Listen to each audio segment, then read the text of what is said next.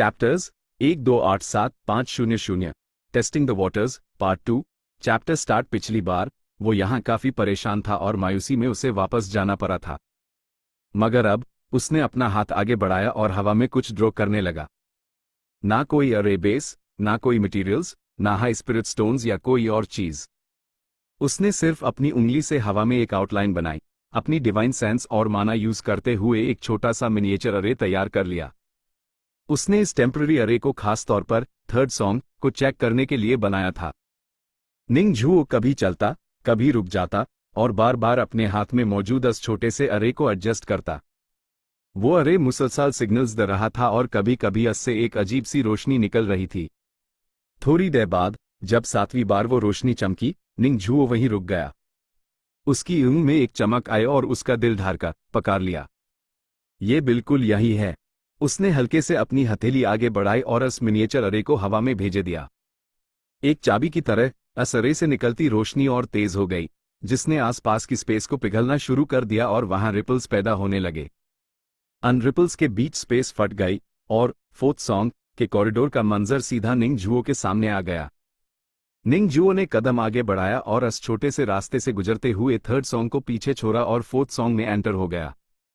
इस बार उसे सिर्फ आधा कप चाय पीने जितना वक्त लगा। ये देखकर वहां नजर रखने वाले कल्टिवेटर्स काफी उलझन में पड़ गए।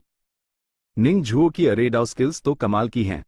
वो एक अरे से दूसरे अरे को तोड़ सकता है। फिर पिछली बार उसने इतने अजीब तरीके क्यों यूज किए और सेकंड सॉन्ग में फेल होता रहा, और थर्ड सॉन्ग में तो बिल्कुल हेल्पलेस हो गया था। निंग झुओ की पहले की परफॉर्मेंस और अब की परफॉर्मेंस में जमीन आसमान का फर्क था। क्या यह मुमकिन है कि उसने सिर्फ कुछ ही दिनों में इतनी प्रोग्रेस कर ली? हाँ, ऐसा कैसे हो सकता है? एक कल्टीवेटर ने यह बात कही और फिर खुद ही अपनी बात पर हंसने लगा। The fourth song. Ning Zhuo अब एक नए स्टेज पर था। उसकी डिवाइन सेंस को सिर्फ 1 यार्ड तक महदूद कर दिया गया था और अरे से अरे तोड़ने वाला तरीका अब काम नहीं कर रहा था। ये लेवल पिछले तीनों लेवल्स के मुकाबले में कहीं ज्यादा मुश्किल था। निंग झुओ ने चेक करने के लिए कई अलग तरीके किए, मगर सब नाकाम रहे। इंटरेस्टिंग। कुछ देर सोचने के बाद निंग झुओ ने अपनी डिवाइन सेंस को खुला छोड़ दिया और आजादी से आगे बढ़ने लगा। हर कदम के साथ वो महसूस कर रहा था अपने पैरों के नीचे अननीली ईंटन ब्रिक्स को, कॉरिडोर के पिलर के डिजाइन को, धूप के एंगल को और चलती हुई ठंडी हवा को। वो चलता और रुकता, कभी तेज तो कभी धीरे। कभी वो किसी पिलर के सामने काफी देर खड़ा रहता और उस पर बने पैटर्न्स को हाथ लगाकर देखता। कभी वो नीचे बैठकर ईंटों पर जमी कई मॉस को घी से देखता। कभी वो अपना सर उठाकर कॉरिडोर से बाहर आसमान को देखता। जब भी उसे लगता कि कुछ अजीब है, वो वहां रुककर ऑब्जर्व करता। धीरे धीरे सारे क्लूज और निशानियां उसके दिमाग में एक जगह जमा होने लगीं। अनब्रिक्स में एक दरार से यूएसए अरे लाइन की डायरेक्शन का पता चला। पिलर पर पड़ने वाला एक साया अरे आई को छुपा रहा था। सूरज की रोशनी के एंगल से अरे के चलने का टाइम पता चला।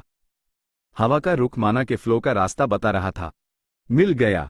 निंग झुओ एक पिलर के नीचे रुका और इस लाल पिलर वर्मिलियन पिलर की सतह पर हल्के से हाथ फेरा।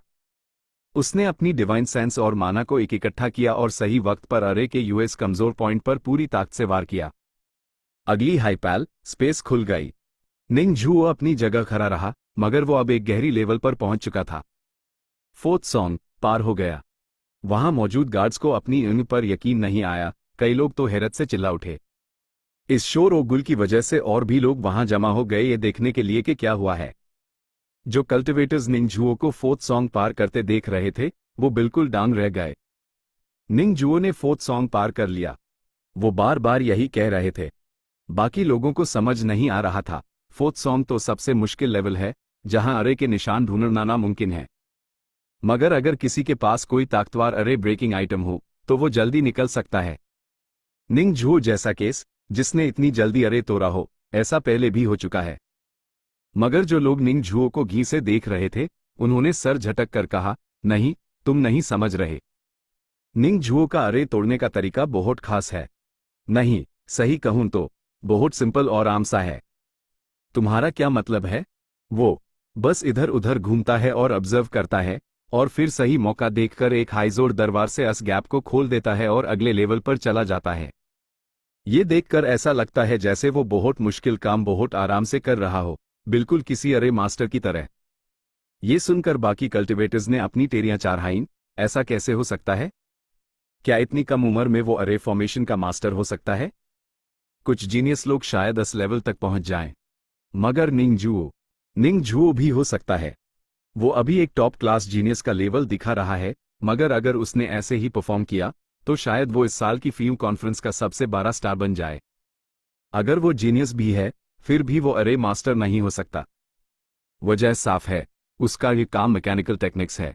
उसने अपना सारा वक्त और एनर्जी उसी में लगाई है, तो अरे में इतना तजुर्बा होना नामुमकिन है। मगर मसाला यह है कि निंगजुओ का इस बार अरे तोड़ना बिल्कुल एक असली अरे मास्टर जैसा है। ऐसा लगता है जैसे उसकी इंट्यूशन यूएसए हर छोटी गलती बता रही है, और एंड में वो बिना हिचकिचाहट के अपना माना यूज करता है, बिल्कुल एक मास्टर की तरह। लोगों में बहस शुरू हो गई। वो समझ नहीं पा रहे थे कि ये सब कैसे हो रहा है। देखते रहो, खुद ही पता चल जाएगा कि निंगजुओ का असली लेवल क्या है। इस बात पर सब राजी हो गए। 20 से ज्यादा कल्टिवेटर्स जो इस फॉर्मेशन को चला रहे थे, सबकी नजरें निंगजुओ पर जम गईं। निंगजुओ ने दिमाग में एक बार सब रिकॉल किया, सिर्फ मास्टर लेवल इंट्यूशन के सहारे एरेस्ट हो जा सकते हैं। मगर ये इसलिए भी मुमकिन हुआ क्योंकि पिछले 3 लेवल्स पार करते हुए मुझे 9 कर्व्स कॉरिडोर अरे का काफी एक्सपीरियंस और समझ आ गई है। इंट्यूशन यूज करने के लिए भी एक बेस होना जरूरी है। अब मुझे इन अरे ब्रेकिंग ट्रेजर्स को यूज करने की प्रैक्टिस करनी चाहिए। इस तरह वो 5वें लेवल 5th मूवमेंट पर पहुंच गया। निंगजुओ ने अब बहुत सारे अरे ब्रेकिंग आइटम्स यूज करना शुरू किए। सबसे पहले उसने एक आई कैचिंग टैलिस्मन यूज किया। वो टैलिस्मन एक सुनहरी रोशनी में बदलकर अरे में मिल गया। थोड़ी देर बाद दर्जनों लाइट पॉइंट्स नजर आने लगे जो अरे आइस की पोजीशन बता रहे थे। उसने जल्दी से अपनी उंगलन पर हिसाब लगाया और अरे बेस का पता लगाया, और फिर अरे फिक्सिंग स्टेक निकल कर एक एक करके उन्हें अरे बेस में कर दिया। हर कील नेल ठोकने के साथ कॉरिडोर की हरकत थोड़ी रुकने लगती। जब वो रुकावट काफी बढ़ गई और अरे की गलतियां साफ नजर आने लगीं, तो निंगजुओ ने सोस ब्रेकिंग एक्स निकली और पूरी ताकत से नीचे मारा, जिससे अरे आई और अरे सोस का रिश्ता टूट गया। एक धमाके की आवाज के साथ 5वां कॉरिडोर टूट गया और निंगजुओ कैटे 6th लेवल में एंटर हो गया। देखने वाले कल्टिवेटर्स एक दूसरे की तरफ देखने लगे। वो अभी भी कंफर्म नहीं कर पा रहे थे कि निंगजुओ का लेवल क्या है। असबारे सर वाले लड़के ने 5वां लेवल जल्दी पार तो किया, मगर इंट्यूशन से नहीं बल्कि टैलिस्मन्स और मैजिक ट्रेजर्स यूज करके। थोड़ी देर बाद एक कल्टिवेटर बोला, यह तो पक्का है कि निंगजुओ का अरे लेवल उसकी पहली परफॉर्मेंस से कहीं बेहतर है। मगर क्या वो मास्टर लेवल पर है, ये कहना मुश्किल है। उसके अरे ब्रेकिंग आइटम्स बहुत जबरदस्त हैं, उसने इन पर काफी खर्चा किया है। मगर उसका अपना लेवल भी कम नहीं है, क्योंकि इन चीजों को सही से उस करने के लिए भी फॉर्मेशंस की समझ होनी चाहिए। 9 कर्व्स कॉरिडोर अरे कैटे लेवल से असली चैलेंज शुरू होता है, जिसने न गिनत लोगों को परेशान किया है। बस देखते जाओ। निंगजुओ आगे बढ़ा और अपने ट्रेजर्स को उस करते हुए चेक करता रहा। वाकई अजीब है। इस लड़के के चेहरे पर उलझन थी, यहां तक कि एक मास्टर लेवल दिमाग को भी मुश्किल हो रही थी। इसी दौरान शेनशी भी इसी मुश्किल का सामना कर रहा था, मगर उसकी उंगली चमक रही थी। वो अपने सामने मौजूद पानी के बर्तन वाटर बेसिन को घी से देख रहा था। पानी में रिपल्स बन रहे थे और अरे पैटर्न्स नजर आ रहे थे। हर पैटर्न चमक कर गायब हो जाता, मगर शेनशी जितना देखता उतना हाई एक्साइटेड होता जाता। उसका माना तेजी से खत्म हो रहा था, उसकी डिवाइन सेंस नीचे गिर रही थी और एवी खून की तरह लाल हो रही थी। वो अपने आप से बदबराया, बिल्कुल ऐसा ही है, बिल्कुल ऐसा ही है। मेरी पिछले कुछ दिनों की मेहनत रंग लाए, मैंने इस लेवल का राज ढूंढ ही लिया। सही जवाब मिलते ही शेनशी ने कई मैजिक आइटम्स निकले और अरे के अंदर एक और अरे बनाना शुरू कर दिया। उसका अरे बनाने का तरीका बहुत नपातुला और प्रोफेशनल था, मगर काफी कॉम्प्लेक्स भी था। ये देखकर मैं अरे चलाने वाले कल्टिवेटर्स उसकी तारीफ करने लगे। शेनशी वकाई 9 पैलेस इमॉर्टल सिटी के शेन परिवार का चश्मो चिराग है। अरे के अंदर अरे बनाना बहुत मुश्किल है। शेनशी सिर्फ एक फाउंडेशन एस्टैब्लिशमेंट कल्टिवेटर होकर ये कर रहा है, ये वकाई काबिले तारीफ है। वो अरे से अरे तोड़ना चाहता है, जो कैटे लेवल के लिए बेहतर तरीका है। मगर इतनी ज्यादा एनर्जी खर्च करने के बाद अगले लेवल्स उसके लिए मुश्किल हो सकते हैं। फिर भी ये बहुत बड़ी बात है। अपनी दूसरी कोशिश में ही उसने सही जवाब ढूंढ लिया। दूसरी तरफ निंगजुओ अचानक रुक गया और उसके दिमाग डिवाइन सी में एक बिजली सी कार की मैं समझ गया, यही वक्त है। इस कॉरिडोर में वक्त की रफ्तार कभी तेज होती है, कभी धीरे, और कभी तो बिल्कुल उल्टी, रिवर्स हो जाती है। स्टोरी और lore breakdown. 1. What really happened. Ning Zhuo ने इस चैप्टर में अपनी असली काबिलियत दिखाना शुरू कर दी है। पिछली बार उसने जानबूझकर एक्टिंग की थी ताकि लोग उसे कमजोर समझें, मगर अब वो अपनी एफिशिएंसी बढ़ा रहा है। उसने मास्टर लेवल इंट्यूशन का यूज किया है, जो दिखाता है कि उसका अरे डाओ का तजुर्बा सिर्फ किताबी नहीं बल्कि बहुत गहरा है। वो शेनशी जैसे लोगों के मुकाबले में ज्यादा नेचुरल और कम मेहनत में रिजल्ट्स निकल रहा है। 2. Power system explanation. मिनिएचर अरे टेम्पररी। ये एक टेम्पररी टेक्निक है जहां कल्टीवेटर बिना किसी फिजिकल मटेरियल के सिर्फ अपने माना और डिवाइन सेंस से हवा में अरे बनाता है। ये बहुत हाई लेवल स्किल है क्योंकि इसे मेंटेन रखना बहुत मुश्किल होता है। 9 कर्व्स कॉरिडोर अरे। ये एक कॉम्प्लेक्स मेज लाइक फॉर्मेशन है। इसके हर लेवल, सॉन्ग, मूवमेंट का अपना रोल होता है। 6th movement wave time manipulation. वक्त का उलट पुलट होना सबसे बड़ा चैलेंज है। 3. लोर और कॉलबैक्स। निंग जुओ ने 4th सॉन्ग को ऑब्जर्व करके तोड़ा, जो उसकी मैकेनिकल क्राफ्टिंग बैकग्राउंड से कनेक्ट होता है, जहां हर छोटी डिटेल, क्रैक, शैडो, ब्रीज एक बारे मशीन या अरे का हिस्सा होती है। उसका सोर्स ब्रेकिंग एक्स उस करना उसकी पुरानी तैयारी को दिखाता है जो उसने इस कॉन्फ्रेंस के लिए की थी। 4. फॉरशैडोइंग। निंग जुओ का टाइम रिवर्सल, वक्त का उल्टा होना, डिटेक्ट करना ये इशारा है कि अगला लेवल सिर्फ ताकत का नहीं बल्कि दिमाग और टाइमिंग का इम्तिहान होगा। शेनशी की मेहनत और निंग जुओ की एफर्टलेस अप्रोच के बीच का मुकाबला आगे चलकर काफी इंटरेस्टिंग होने वाला है। Chapter end. Chapters 1288-501 first place chapter start. Ning Zhuo के लिए पाथ ऑफ टाइम यानी वक्त का रास्ता यकीनन एक कमजोर पॉइंट था। उसने इस रास्ते पर कभी ज्यादा काम नहीं किया था। ये बिल्कुल की फॉर्चून के रास्ते जैसा है, जो कि हिडन स्किल्स होती हैं। यह कन्फ्यूशनिज्म, डाओइज्म या बुद्धिज्म की तरह नहीं है जो बिल्कुल साफ और वज़े क्लियर स्किल्स होती हैं। सच तो यह है कि बहुत कम कल्टिवेटर्स इस पर महारत हासिल करते हैं, और इससे गहरा ताल्लुक रखना तो दूर की बात है। निंग जुओ ने डेमन सोल्स की 3 लहरें, वेव्स, जज्ब की थीं, लेकिन उनमें से किसी का भी इस पहलू में कोई गहरा तजुर्बा नहीं था, क्योंकि वक्त का रास्ता अक्सर लाइफ स्पैन यानी उम्र से जुदा होता है। जिंदगी बढ़ाने की मैजिक टेक्निक्स हमेशा से कीमती राज रही हैं, एक ऐसी स्ट्रेटेजिक चीज जो पूरे हालात को बदलने की ताकत रखती है। मास्टर लेवल अरे रेल्म ने एक बार फिर निंग जुओ की बहुत बड़ी मदद की। इस सवाल का जवाब मिलते ही इस 6th सॉन्ग कॉरिडोर फॉर्मेशन का पुरअसरार पर्दा पूरी तरह उठ गया और सब कुछ निंग जुओ की एवी के सामने साफ हो गया। वक्त की रफ्तार टाइम फ्लोर के बदलने का एक खास पैटर्न है। तेज, धीमा और उल्टा बहना, रिवर्स फ्लो, ये तीनों स्टेट्स मिलकर एक साइकिल बनाती हैं। इस साइकिल की लंबाई 36 ब्रेथ्स है। 12 ब्रेथ्स के लिए तेज, 12 के लिए धीमा और 12 ब्रेथ्स के लिए रिवर्स। जब वक्त तेज होता तो वो अपनी पूरी जान लगा देता, हर एक क्षण बिल्कुल सही तरीके से परफॉर्म करता और फॉर्मेशंस को खत्म करता जाता।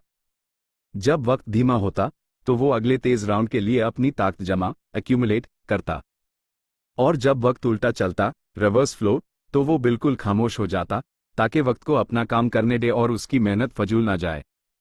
20 मिनट के बाद निंग जुओ को अपना जिस्म हल्का महसूस होने लगा। 6th सॉन्ग पार हो गई। इसी दौरान शेनशी अभी तक अपना अरे इन अरे सेट कर रहा था। द फॉर्मेशन के कल्टिवेटर्स ने कुदरती तौर पर इस सीन पर घी किया। असल में इस ट्रायल के इस पॉइंट तक निंग जुओ और शेनशी की प्रोग्रेस टॉप 5 में आ चुकी थी। जो कल्टिवेटर्स सबसे आगे होते हैं, जाहिर है सबकी नजर उन्हीं पर होती है। निंग जुओ ने शेनशी को पीछे छोड़ दिया है। उसने 6th सॉन्ग को हैरत एंजिज रफ्तार से पार किया। क्या ऐसा हो सकता है कि उसकी अरे डाओ की महारत शेनशी से भी ज्यादा हो? यह निंग जुओ का 6th सॉन्ग का पहला सामना है ना? इस सीन ने कई कल्टिवेटर्स को हैरान कर दिया, मगर हकीकत यही थी जो सबके पुराने ख्यालात को गलत साबित कर रही थी। इस वक्त ज्यादातर लोगों का फोकस निंग जुओ पर था। हर कोई 7th सॉन्ग में निंग जुओ की परफॉर्मेंस देखना चाहता था। निंग जुओ ने एक उलझन भरे एक्सप्रेशन के साथ अपने आसपास जायजा प्रोब लिया। उसने अपनी डिवाइन सेंस का इस्तेमाल करके आसपास का एरिया आराम से स्काउट किया। 7th सॉन्ग के अंदर डिवाइन सेंस पर कोई दबाव नहीं था, बल्कि वो थोड़ी फैल एक्सपैंड भी गई थी। उसने आसानी से फॉर्मेशन के निशानात ढूंढ लिए और जल्दी ही अपने दिमाग में फॉर्मेशन का एक अंदाजन स्ट्रक्चर तैयार कर लिया। लेकिन अजीब बात यह थी कि सब कुछ बहुत आसान था। निंग झुओ अक्सर हिचकिचाहट, हेजिटेंसी नहीं दिखाता था, लेकिन ये बात समझ नहीं आ रही थी कि 7 सॉन्ग की मुश्किल पिछली 6 सॉन्ग से कम कैसे हो सकती है, और वो भी इतनी ज्यादा आसान। इसलिए निंग झुओ ने ब्रेकिंग अ रे ट्रेजर समेत कई तरीके आजमाए ताकि सच्चाई का पता लगा सके। आखिरी रिजल्ट बिल्कुल पहले जैसा ही निकला। क्या मुझे कोशिश करनी चाहिए? निंग झुओ ने लम्हे भर के लिए सोचा और आगे बढ़ने का फैसला किया। ऐसे हालात में ज्यादा सोचना किसी काम का नहीं होता। निंग झुओ ने अपनी माना का इस्तेमाल करके आई कैचिंग टैलिस्मन को एक्टिवेट किया। बूम! वो टैलिस्मन आधा जलने के बाद टुकड़े टुकड़े हो गया। अगले हाइपैल फॉर्मेशन की ताकत का बैकलैश हुआ, जिससे निंग झुओ का जिस्म कांप उठा और उसके गले में खून का जायका आया। टैलिस्मन से होने वाला बैकलैश बाकी जरियाओं के मुकाबले में काफी इनडायरेक्ट था। इसके बावजूद निंग झुओ तकरीबन खून थूकने वाला था। निंग झुओ की एक हैरत से फैल गई। तो इस सॉन्ग का राज सच और झूठ, ट्रू एंड फॉल्स, में छुपा है। इस कॉरिडोर में हर सातून, पिलर और हर टाइल में सच्चाई भी है और धोखा भी। यहां एक अलूजन अरे है। जो फॉर्मेशन निंग झुओ ने पहले डिड्यूस की थी, वो जाहिर है असली जवाब से बहुत दूर थी, वरना आई कैचिंग टैलिस्मन का इस्तेमाल इतना बुरा गलत साबित ना होता। निंग झुओ सोच में पड़ गया, इसे कैसे तोड़ूं? टूट जा मेरे सामने, शेन शी चिल्ला रहा था। वो जिस 9 पैलेस स्मॉल अरे को लीड कर रहा था, यूएस में से चमकती हुई रोशनी की लारें, लाइट कॉलम्स निकली जो सीधा आसमान की तरफ गईं। आखिरकार पूरी ताकत के साथ और वक्त की रफ्तार की रुकावटों के बावजूद उसने 6 सॉन्ग को तोड़ दिया।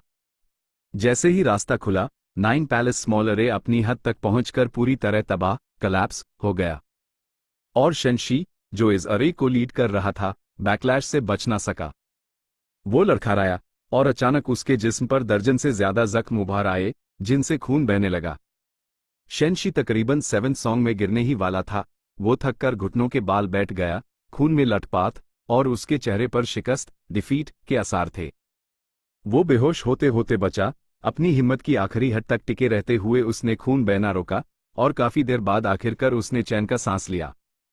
उसने जल्दी से बैठकर अपनी हालत सुधारने, रिकवरी की कोशिश की। उसके जख्म अभी पूरी तरह ठीक नहीं हुए थे, लेकिन हालत थोड़ी बेहतर होते ही शेनशी ने वक्त बचते हुए स्काउट करना शुरू कर दिया। वक्त खत्म हो रहा है। यह 7 सॉन्ग कुछ अजीब है। उम्मीद है मैं इसके राज समझ पाऊंगा। जबकि शेनशी वक्त से लड़ रहा था, निंग झुओ पहले ही ब्रेकिंग अ रे ट्रेजर का बार बार इस्तेमाल करके पिलर्स को चेक कर रहा था। 18वें 18th पिलर पर थपथपाने की आवाज बदल गई। निंग झुओ जोर से हंसा और फौरन अरे गैप ट्रैवलिंग शटल का इस्तेमाल करके खुद को आगे पुश किया और सीधा इस पिलर से जा टकराया। अगले हाइपैल उसके सामने का नजारा पूरी तरह बदल गया। वो 7 सॉन्ग से निकलकर 8 सॉन्ग में दाखिल हो चुका था। निंग झुओ ने शेनशी को पीछे छोड़ दिया है। वो 8 सॉन्ग में दाखिल हो गया। उसकी अरे डाव में महारत बहुत गहरी है। पहले ट्रायल में वो जानबूझकर हुई गलती क्या थी? इससे यूज क्या फायदा मिल रहा है? इस वक्त 3 लोग ऐसे हैं जो 9 सॉन्ग तक पहुंच चुके हैं। शुरू में 16 लोग 8 सॉन्ग में थे। ए फ्लैट निंग झुओ 17th बन गया है। एक कल्टीवेटर सबका हिसाब लगा रहा था। ये कुछ लोग ही हैं जिनसे उम्मीद है कि वो इस जिंगयून ट्रायल में 9 सॉन्ग को पार करके पहला नंबर, टॉप प्लेस हासिल करेंगे। जो भी सबसे पहले इसे पार करेगा, वही इस ट्रायल का विनर होगा। ग्रेट अरे को लीड करने वाले कल्टिवेटर्स लम्हे भर के लिए खामोश हो गए। इस ट्रायल के शुरू में उनमें से किसी ने नहीं सोचा था कि निंग झुओ सीधा 8 सॉन्ग तक पहुंच जाएगा। इसका मतलब था कि वो अब इस ट्रायल के सबसे मजबूत उम्मीदवारों सीड्स में शामिल हो चुका है। स्टोरी और lore breakdown 1 what really happened. Ning Zhuo ने अपनी मास्टर लेवल अरे स्किल्स का इस्तेमाल करके वक्त के कॉम्प्लेक्स पैटर्न को क्रैक किया। जबकि बाकी लोग फॉर्मेशन की फिजिकल ताकत से लड़ रहे थे, निंग झुओ ने वक्त के फास्ट, स्लो और रिवर्स साइकिल्स को समझकर अपनी एनर्जी बचाई। 7 सॉन्ग में उसने पहचाना कि जो दिख रहा है वो सच नहीं है, इल्यूजन अरे, और एक हिडन गैप ढूंढकर शेनशी को पीछे छोड़ दिया। 2 power system explanation path of time. वक्त का रास्ता। ये एक बहुत ही मुश्किल और हिडन स्किल है। इसका ताल्लुक लाइफ स्पैन से होता है, इसलिए कल्टिवेटर्स इससे डरते हैं। इस चैप्टर में इसका इस्तेमाल फॉर्मेशन की रफ्तार बदलने के लिए किया गया है। अरे गैप ट्रैवलिंग शटल, ये एक ऐसा टूल या टेक्निक है जो फॉर्मेशन के दरमियान किसी कमजोर पॉइंट या गैप का फायदा उठाकर फौरन ट्रैवल करने में मदद देती है। आई कैचिंग टैलिस्मन, एक ऐसा आइटम जो फॉर्मेशन के हिडन पॉइंट्स को एक्सपोज करने की कोशिश करता है, लेकिन अगर फॉर्मेशन बहुत कॉम्प्लेक्स हो, जैसे सेवंथ सॉन्ग, तो यह बैकलैश का सबब बनता है। 3. लो और कॉलबैक्स। निंग झुओ की मास्टर लेवल अरे रेल्म का जिक्र पुराने चैप्टर्स में उसकी मेहनत और टैलेंट के तौर पर हो चुका है। उसका पहले ट्रायल में ब्लंडर करना अब एक स्ट्रेटजी लग रही है, जिससे कल्टिवेटर्स हैरान हैं क्योंकि उन्हें लगा था वो इतना काबिल नहीं है। 4. फॉरशैडोइंग। कल्टिवेटर्स अब निंग झुओ को एक सीड टॉप कंटेंडर मान रहे हैं। 9th सॉन्ग के लिए अब रेस शुरू हो चुकी है और यह हिंट दिया गया है कि पहला नंबर हासिल करने के लिए सिर्फ ताकत नहीं, बल्कि फॉर्मेशन की गहरी समझ चाहिए होगी। Chapter end. Chapters 1289, 501 first place, part 2। Chapter start. Arena के बाहर हजूम के बीच सू लिंको ने घबराहट में अपनी मुठ्ठियां फिस्ट्स भींची हुई थी। वक्त जितना गुजरता जा रहा था, उसकी बेचैनी उतनी ही बढ़ती जा रही थी। कजिन अभी तक बाहर नहीं आए और ज्यादातर लोग तो एलिमिनेट हो चुके हैं। वो जितनी देर तक अंदर रुकेंगे, इसका मतलब है वो यूटीएनआई हाई डेप्थ तक गए हैं। कजिन, आप कर सकते हैं। सू लिंकाओ के ख्यालात शेनशी के साथ थे और वो खामोशी से दुआ कर रही थी। अचानक टेलीपोर्टेशन की रोशनी चमकी और फिर तेजी से गायब हो गई। शेनशी लोगों के सामने जाहिर हुआ। उसका चेहरा जड़ पेल था, कदम डगमगा रहे थे और जैसे ही वो नजर आया, लोगों की एक में उसके लिए तारीफ, जलन और क्यूरियोसिटी साफ दिख रही थी। सू लिंको तेजी से आगे बढ़ी और उसे सहारा देते हुए नीचे ले आए। उसने एक्साइटमेंट में हल्की आवाज में कहा, कजन, इस बार अपन आखिरी कुछ लोगों में से हैं जो बचे थे। यकीनन आपने 6th सॉन्ग को पार कर लिया होगा। ये प्रोग्रेस बुरी नहीं है। मैंने 8th सॉन्ग के राज, मिस्ट्रीज की एक झलक देखी है, लेकिन बदकिस्मती से मेरी तवानाई, स्ट्रेंथ कम पड़ गई और वक्त खत्म हो गया। अगली कोशिश में उम्मीद है कि कामयाबी मिल जाएगी। शेनशी ने इत्मीनान से सर हिलाया। सू लिंको हैरान भी थी और खुश भी। 8th song? क्या वो वही नहीं है जो? शेनशी ने नरमी से उसका हाथ पकड़ा और सुकून से कहा, अभी तक फर्स्ट प्लेस कंफर्म नहीं हुई, तो खुशी मानने का कोई फायदा नहीं। मेरे बाद और कितने लोग आए? सू लिंको ने सर हिलाया, मैं तो अभी थोड़ी देर पहले ही आया हूं। अगली हाइपैल टेलीपोर्टेशन की लाइट फिर से चमकी। निंग झुओ लोगों के सामने जाहिर हुआ। ये वही है। यह तो वकाई निंग झुओ है। वो इस बार आखिरी बचने वालों में से एक है। क्या उसका परफॉर्मेंस इतना जबरदस्त रहा? तो फिर उसके पुराने रिजल्ट्स का क्या? शायद वो जानबूझकर फर्स्ट सॉन्ग पर रुका रहा और अब खुद को रिलीज किया है। बिल्कुल नहीं। हो सकता है निंग झुओ की अरेड और स्किल कम हो, लेकिन वो ऐसा कभी नहीं करेगा। उसके अंदर वास्ट एनर्जी की प्रेजेंस है, उसकी सेल्फ रिस्पेक्ट हाई सब कुछ बताती है। इसका मतलब वो पिछली सोंगज में फंसा हुआ था, मुसलसल स्टडी कर रहा था और पास नहीं हो पाया जब तक सारा वक्त खत्म नहीं हो गया। सू लिंकाओ के चेहरे पर हैरत के जज्बात थे। शेनशी निंग झुओ की तरफ मुड़ा, अपने हाथ जोड़ और कहने लगा, डाओस्ट फेलो निंग। ठीक उसी वक्त एक घंटी चाइम बजी और एक गोल्डन कोर कल्टिवेटर जाहिर हुआ, जिसने ऐलान किया, इस बार 9 कर्व्स कॉरिडोर अरे ट्रायल में फर्स्ट प्लेस हासिल करने वाले हैं निंग झुओ। सारी भीड़ सुन रह गई और फिर शोर मच गया। निंग झुओ? वही क्यों? वो कैसे हो सकता है? क्या मैंने गलत सुना? बहुत से लोगों को इस पर यकीन नहीं आ रहा था, खास तौर पर वो कल्टिवेटर्स जो पहले निंग झुओ का मजाक उड़ा रहे थे। उन्हें ऐसा लगा जैसे उनके मुंह पर थापर पड़ा हो। अगर निंग झुओ में इतनी काबिलियत है, तो उसने पहले 3rd सॉन्ग क्यों नहीं ब्रेक की थी? उसने आखिर ये किया कैसे? क्या ऐसा हो सकता है कि पहली बार उसने सही से परफॉर्म ना किया हो? क्या वो बुरा परफॉर्मेंस था या जानबूझकर किया गया था? कुछ समझ नहीं आ रहा। हम जैसे आम कल्टिवेटर्स के लिए ऐसे टैलेंटेड लोगों की सोच समझना वाकई मुश्किल है। सू लिंकाओ की ऊँट फटी की फटी रह गई। वो निंग झुओ को घूर रही थी। उसने अपने कजिन शेनशी को मैसेज भेजा, कजिन, निंग झुओ आपसे आगे निकलकर फर्स्ट प्लेस कैसे जीत सकता है? उसकी अरे डाउ स्किल के बारे में हम सब जानते हैं। यकीनन उसने चीटिंग की है। शेनशी ने फौरन जवाब दिया और सू लिंकाओ को रोका, कजिन, अपने अल्फाज संभाल कर इस्तेमाल करो। उसकी नज़र थोड़ी अजीब थी। वो इस सिचुएशन को समझ नहीं पा रहा था, लेकिन आखिरकार वो 9 पैलेस इमॉर्टल सिटी के शेन फैमिली का फाउंडेशन एस्टैब्लिशमेंट फेस था। उसने पहले सू लिंकाओ को तसल्ली दी, जो कैपेबिलिटीज डाओस्ट फेलो निंग जुओ ने पहले दिखाई थी, इस हिसाब से तो वो मुझसे पीछे है। शायद उसे कोई ऐसी करामाती चीज, मराक्युलस ट्रेजर, मिल गई हो जिसने एक ही बार में 9 कर्व्स कॉरिडोर अरे को ब्रेक कर दिया। सू लिंको ने सर हिलाया। कजन, खुद को धोखा देना बैन करें। मुझे बताएं, ऐसी कौन सी ट्रेजर है जो निंग जुओ की ऐसी मदद कर सकती है? कॉमर्स हॉल में बेशक ब्रेकिंग अरे ट्रेजर्स की एक बारी रंगे है, लेकिन एरेस को ब्रेक करना और लाना दो अलग बातें हैं। सिर्फ पावरफुल ट्रेजर्स पर डिपेंड करना काफी नहीं होता। इसके लिए एक बारी शर्त, प्रीरेक्विजिट, है। ऐसे कल्टिवेटर्स जो इन ट्रेजर्स को सही ढंग से उस कर सकें। और ऐसा कल्टिवेटर वही हो सकता है जो अरे फॉर्मेशन में माहिर हो, वरना थोड़ी सी गलती भी सब कुछ तबाह कर सकती है। कजन, क्या आपको लगता है कि निंग जुओ ऐसा इंसान है? शेनशी खामोश रहा। सू लिंको ने गुस्से में अपने दांतों को पिसा। हमेशा से उसका कजिन ही उसका आइडल रहा था, वही जिसे वो जीतने का हकदार समझती थी। अभी थोड़ी देर पहले शेनशी ने कहा था कि वो 8 सॉन्ग तक पहुंच गया है। सू लिंकाओ के लिए उसका कजिन हाई इस ट्रायल का सबसे मजबूत कंटेंडर था। फर्स्ट प्लेस बिल्कुल करीब थी और अचानक किसी और ने छीन ली। अगर कोई मशहूर अरे आर्टिस्ट होता तो शायद सू लिंको मान लेती, मगर ये निंग जुओ था और अभी कुछ ही देर पहले उसने अपने कजिन को निंग जुओ की मदद करते देखा था।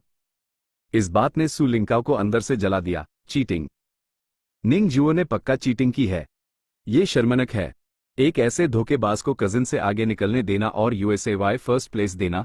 मिरियड इमेजेस सेक्ट की फीयू कॉन्फ्रेंस में क्या इंसाफ बचा है? सू लिंकाओ का दिल चाह रहा था कि वो अभी इसी वक्त इस धोखे का पर्दाफाश कर दे, लेकिन उसकी परवरिश एक बारे खानदान में हुई थी। उसने खुद पर काबू पाया और शेनशी को मशवरा दिया, कजन, मुझे वाकई समझ नहीं आ रहा। क्यों ना हम निंग जुओ से पूछे कि उसने ये मुश्किलात कैसे पार की? शेनशी के दिल में भी वही शक था, लेकिन उसने मुस्कुराते हुए अपने हाथ जोड़ और निंग जुओ को मुबारकबाद दी और साथ ही अपनी कजिन को मैसेज भेजा, मिरियड इमेजेस सेक्ट के पास बेशक न गिनत जिंगिन ट्रायल्स हैं, हम निंग जुओ के खिलाफ इस छोटे से मसले पर क्यों लड़ें? कजन, तुम ही समझना होगा, वो हमारा दोस्त है, दुश्मन नहीं। इस बात की गहराई में जाना और एक दोस्त को दुश्मन बनाना हमारा ही नुकसान होगा।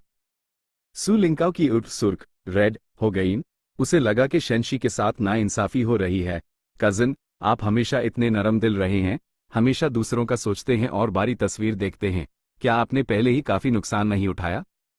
शेनशी ने अंजन बनने का सोचा था, लेकिन निंग जुओ ने खुद ही कहा, डाओस्ट फेलो शैन, इस बार मुश्किलात को तेजी से पार करने और फर्स्ट प्लेस जीतने में आपकी गाइडेंस का 12 हाथ है। 9 पैलेस इमोर्टल सिटी की शेन फैमिली वाकई अपने नाम के मुताबिक है। मैं चाहता हूं कि आज रात ब्रदर शेन को डिनर पर इनवाइट करूं और डाओस्ट फेलो सू लिंकाओ भी गेस्ट के तौर पर आएं। बैंक्वेट के दौरान अरे डाओ के बहुत से मसले हैं जिन पर मेन ब्रदर शेन से रहनुमाई, गाइडेंस चाहता हूं। निंग जुओ ने जानबूझकर ऊंची आवाज में कहा ताकि आसपास के कल्टिवेटर्स सुन सकें। लोगों ने फौरन बातें शुरू कर दी। क्या निंग जुओ की फर्स्ट प्लेस वाकई शेनशी की वजह से थी? शेनशी और निंग जुओ दोनों कंपेटिटर्स हैं, फिर भी शेनशी ने इतनी दरियादिली दिखाई और अपना एक्सपीरियंस शेयर किया। लेकिन फिर भी निंग जुओ की परफॉर्मेंस में इतना बड़ा फर्क कैसे आ गया? मुख्तलिफ बातें हो रही थीं। शेनशी ने अपने सामने खड़े निंग जुओ को देखा और उसके दिमाग में एक ख्याल आया, निंग जुओ अच्छाई का दिखावा कर रहा है, पब्लिकली मेरी रेपुटेशन बढ़ा रहा है। क्या वो चाहता है कि मैं उसकी परफॉर्मेंस में उसका साथ दूं और उसका गवाह, एंडोर्समेंट बनूं? असल सवाल यह है कि क्या उसने चीटिंग की है या नहीं? शेनशी ने कुछ पाल सोचा, फिर सर हिलाकर इनविटेशन एक्सेप्ट कर लिया। हम बराबर के हैं, गाइडेंस की क्या बात है, सिर्फ एक्सचेंज ही काफी है। निंग जुओ का दिल थोड़ा सुकून में आया। उसने खुशी जाहिर की और फौरन शेनशी और सू लिंकाओ के साथ 9 कर्व्स पीक से निकल गया। रही बात इस जिंगयुन ट्रायल के फर्स्ट प्लेस रिवॉर्ड की, तो इंचार्ज ने निंग जुओ को बता दिया था कि वो कल सुबह यूएसएवाई कलेक्ट कर ले। रेस्टोरेंट का प्राइवेट स्वीट। निंग जुओ ने उन दोनों को बैठने का इशारा किया और खुद चाय डाली। सदा सा खाना है, कोई फॉर्मल तकल्लुफ नहीं। ब्रदर शेन, बुरा मत मानिएगा। सू लिंको ने मेज पर भरी लजीज चीजों को देखा और दिल ही दिल में मजाक उड़ाया। उसे यकीन हो गया कि निंग जुओ उन्हें रिश्वत देने की कोशिश कर रहा है, सिर्फ इसलिए क्योंकि वो निंग जुओ की अरे डाओ की असलियत जानते थे। शेनशी ने सीक्रेटली मैसेज भेजा, कजन, अब से तुम खुद से अरे फॉर्मेशन का कोई जिक्र नहीं करोगी और ना हाई 9 कर्व्स कॉरिडोर अरे की बात निकलोगी। वो अब भी निंग जुओ के साथ अच्छे ताल्लुकात रखना चाहता था, यूएसएवाई एक्सपोज नहीं करना चाहता था। मगर नतीजा ये निकला कि निंग जुओ ने खुद ही कह दिया, मैं सोच रहा हूं कि ब्रदर शेन ने 6th सॉन्ग में अरे को कैसे ब्रेक किया होगा। सु लिंको सन रह गई और फिर गुस्से में हंसने लगी। शेनशी ने अल्फाज का चुनाव बहुत सोच समझ कर किया और निंग जुओ को जितना आसान हो सके समझाया। निंग जुओ मुसलसल सर हिलाता रहा और फिर अचानक बीच में बोला, तो ब्रदर शेन का आइडिया कुछ इस तरह है। उसने शेनशी के पूरे मेथड को 2 सेंटेंसेस में समराइज कर दिया। शेनशी डांग रह गया और फिर उसने अपना हाथ मेज पर मारा। उसके चेहरे पर एक्साइटमेंट थी। डाओइस्ट फेलो निंग जुओ के अल्फाज कमल हैं, आपने सीधा निशाने पर बात की है। उसे खुद लगा कि वो इस लेवल की समझ हासिल नहीं कर सकता था। निंग जुओ मुस्कुराया और खुद अपना सॉल्यूशन शेयर किया, जबकि उसकी उंगलियां हवा में तेजी से घूम रही थीं, एक छोटा सा अरे मॉडल बनाते हुए ताकि वो अपनी बात समझा सके। एक्सप्लेनेशन के बाद कमरे में खामोशी छा गई। शेनशी और सु लिंको इस टेम्पररी अरे मॉडल को घूर रहे थे जो माना से बनाया गया था। वो दोनों काफी देर तक खामोश रहे। आखिर में सु लिंकाओ के मुंह से निकला, निंग जुओ, अगर तुम्हारे पास इतनी स्किल थी तो तुमने मुझे और कजिन को पहले धोखे में क्यों रखा। शेनशी ने भी अपने हाथ जोड़ और एक तल्ख बिटर मुस्कुराहट के साथ कहा, डाओइस्ट ब्रदर निंग, आपने तो हमें पूरी तरह उल्लू बना दिया। स्टोरी और lore breakdown 1 what really happened. Ning Zhuo ने इस चैप्टर में एक बहुत smart social and intellectual trap खेला है। बाहर लोगों के सामने उसने शेनशी को क्रेडिट दिया ताकि लोग उसकी सुद्दीन कामयाबी पर शक न करें और शेनशी को अपना सपोर्टर बना लिया। लेकिन प्राइवेट में उसने अपनी असली अरे डाउ स्किल दिखाकर यह साबित कर दिया कि वो कोई चीटर नहीं बल्कि एक जीनियस है जो सिर्फ हाइड कर रहा था। 2 पावर सिस्टम एक्सप्लेनेशन। अरे मॉडल्स माना स्केचिंग, ये एक एडवांस टेक्निक है जहां एक कल्टीवेटर अपनी माना को हवा में शेप देकर अरे का डिजाइन बनाता है। ये दिखाता है कि निंग जुओ का कंट्रोल और उसकी मेंटल विजुअलाइजेशन पावर किस लेवल की है। 9 कर्व्स कॉरिडोर अरे इस ट्रायल में 9 डिफरेंट सॉन्ग्स लेवल्स हैं। शेनशी 8 तक पहुंचा, लेकिन निंग जुओ ने फर्स्ट प्लेस हासिल की, मतलब उसने कॉम्प्लेक्सिटी और स्पीड दोनों में सबको पीछे छोड़ दिया। 3 लॉर और कॉलबैक्स। शेन फैमिली ऑफ 9 पैलेस, यह फैमिली अरे डाउ फॉर्मेशंस में माहिर मानी जाती है। शेनशी इसीलिए इतना कॉन्फिडेंट था कि वो निंग जुओ को टीच कर सकता है। The contrast. चैप्टर की शुरुआत में सु लिंकाओ और बाकी सब निंग जुओ को एक मीडियोकर कल्टिवेटर समझ रहे थे, जो चैप्टर के एंड तक एक मास्टर जीनियस में तब्दील हो गया, at least in their eyes. 4 foreshadowing. Current context only. Ning Zhuo का जानबूझकर अपनी असली तवानाई स्ट्रेंथ को छुपा कर रखना और फिर एकदम से एक्सपोज करना यह हिंट देता है कि मिरियड इमेजेस सेक्ट में उसका असल मकसद गोल सिर्फ प्राइज जीतना नहीं बल्कि बड़े खंडानोंस क्लैंस के साथ सही अलाइनमेंट बनाना है। Chapter end. Chapters 1290-502 sweeping the formation. Chapter start. Ning Zhuo ने अन दोनों को देखा, उसके एक्सप्रेशंस बिल्कुल काम थे। उसने चाय का कप उठाया, एक हल्की सी चुस्की ली, फिर उस वापस रखते हुए धीरे से बोला, ब्रदर शेन, मिस सु, मेरा इरादा धोखा देने का नहीं था। सु लिंको ने तेवर बदले। वो कुछ बोलने ही वाली थी कि निंग जुओ ने अपनी बात जारी रखी, पहले अरे डाउ में मेरी स्किल सच में इतनी हाई थी। जब पहली बार मैंने 9 कर्व्स कॉरिडोर पर किया था तो मेन 3rd कर्व भी पार नहीं कर सका था। वो हकीकत थी, कोई दिखावा नहीं। वो थोड़ी देर रुका, उसकी नजरों में सच्चाई थी।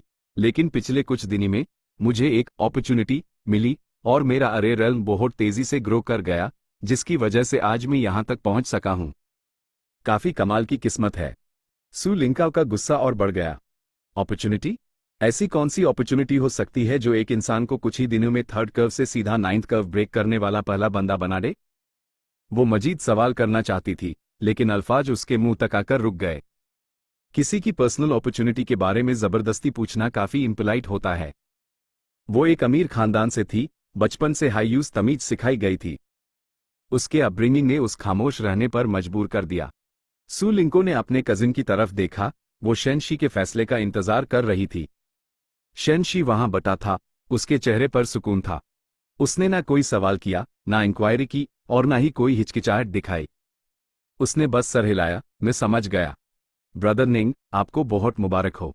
निंग जुओ थोड़ा हैरान हुआ और फौरन उसके दिल में एक गर्माहट सी महसूस हुई।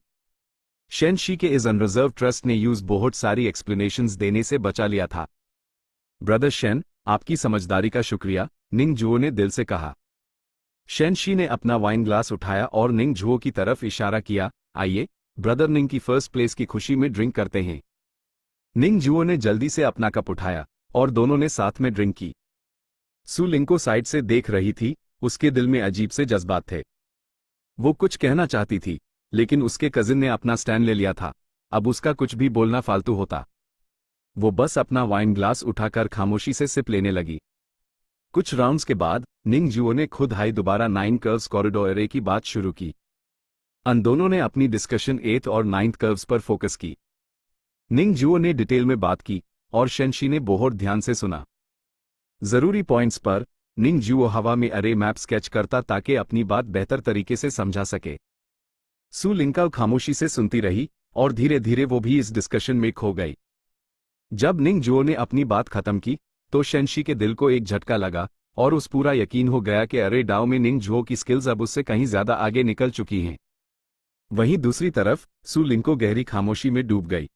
बैंक्वेट खत्म हुई। शेनशी और निंग जुओ ने टैवर्न के एंट्रेंस पर एक दूसरे को अलविदा कहा। शेनशी ने बड़े संजीदा लहजे में निंग जुओ का शुक्रिया अदा किया, ब्रदर निंग, आज मुझे बहुत कुछ सीखने को मिला है। अगर फ्यूचर में मौका मिला तो मैं आपसे मजीद गाइडेंस जरूर लेना चाहूंगा। निंग जुओ ने हाथ जोड़कर कहा, ब्रदर शेन, आप बहुत बड़े दिल के हैं। हम तो बस एक दूसरे के साथ स्पर और एक्सचेंज कर रहे हैं ताकि दोनों ग्रो कर सकें, गाइडेंस जैसी कोई बात नहीं है। ये अल्फाज बिल्कुल वैसे हायद जो पहले 9 कर्व्स पीक पर कहे गए थे, लेकिन इस बार दोनों के रोल्स थोड़ बदल चुके थे। थोड़ी देर की बातों के बाद वो दोनों अपने अपने रास्ते निकल गए। वापसी के रास्ते में शेनशी खामोश रहा। चांद की रोशनी पानी की तरह चमक रही थी जो ब्रॉन्ज फ्लाइंग कार की खिड़कियों से छनकर शेनशी के चेहरे पर पड़ रही थी। सु लिंग अपने कजिन के बराबर बैठी थी। कई बार उसने बोलने की कोशिश की, लेकिन समझ नहीं आ रहा था कि क्या कहे। उसने अपने कजिन को कभी इस हाल में नहीं देखा था। उसके ख्याल में उसका कजिन हमेशा शेन फैमिली का वो काबिल और पुरअतेमाद जीनियस था जो हर मुश्किल को सुकून से हैंडल करता था, चाहे दुश्मन कोई भी हो, वो कभी परेशान नहीं होता था। लेकिन इस वक्त उसके कजिन की खामोशी उस बेचैन कर रही थी। कजिन, उसने धीरे से पुकारा। शेनशी ने कोई जवाब नहीं दिया। कजिन, शेनशी ने फिर भी कोई जवाब नहीं दिया। सु लिंग ने आगे बढ़कर उसकी स्लीव खींची। शेनशी आखिरकार होश में आया और उसकी तरफ देखा। क्या हुआ? सु लिंग ने यूज देखा। चांदनी में उसने देखा कि उसके कजिन के एक्सप्रेशंस थोड़ खोए हुए थे। उसका दिल भर आया और उसने जल्दी से उस तसल्ली देने के लिए कहा, कजिन, ये हार आपकी गलती नहीं थी। निंग जुओ बहुत सस्पिशियस है, हो सकता है उसने चीटिंग की हो। शेनशी ने अपनी निगाहें थोड़ी झुकाईं। सु लिंग ने अपनी एनालिसिस जारी रखी। उसकी बातों में मत आइए, शायद पीछे से किसी मास्टर ने यूज टिप्स दी हों। अचानक उसे इतनी बड़ी अपॉर्चुनिटी कैसे मिल गई? उसने साफ बताया भी नहीं कि वो अपॉर्चुनिटी क्या थी, जिससे पता चलता है कि उसके दिल में चोर है। उसने पक्का चीटिंग की है। शेनशी ने सर हिलाया। कल्टिवेशन वर्ल्ड में हजारों तरीके हैं। ऐसा हो सकता है कि किसी का रेल्म कुछ ही दिनों में बहुत ज्यादा बढ़ जाए, जैसे कि ट्रू इंटेंट। सु लिंग ने तंज किया, ट्रू इंटेंट जैसी अपॉर्चुनिटी बहुत रेयर होती है।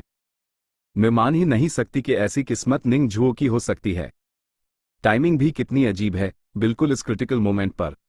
वो रुकी, फिर बोली, और अगर ये ट्रू इंटेंट भी है तो ये सिर्फ रेल्म बढ़ा सकता है। जो अरे ब्रेकिंग टेक्निक्स अभी निंग जुओ बता रहा था वो बहुत हाई एक्सपर्ट लेवल की थी, जो सिर्फ ट्रू इंटेंट से नहीं आ सकती। उसके लिए बहुत ज्यादा प्रैक्टिकल एक्सपीरियंस चाहिए होता है। शेनशी खामोश हो गया। वो जानता था कि उसकी कजिन की बात में दम है। ट्रू इंटेंट रेल्म तो बढ़ा सकता है लेकिन एक्सपीरियंस नहीं दे सकता। निंग जुओ ने जो बारीकियां बताई थीं, अलग अलग सिचुएशन से निपटने के जो तरीके बताए थे, उनके लिए सच में सालों की प्रैक्टिस चाहिए होती है। लेकिन निंग जुओ को ये प्रैक्टिकल एक्सपीरियंस मिला कहां से? शेनशी की नॉलेज के मुताबिक वो ट्रू इंटेंट का तो सोच सकता था, लेकिन हेवनली कैपिटल सेल्फ के बारे में उस कुछ नहीं पता था। ये एक ऐसी इनेट एबिलिटी थी जो दूसरों के एक्सपीरियंसेस को अपना बना सकती थी, बगैर अपनी पहचान खोए।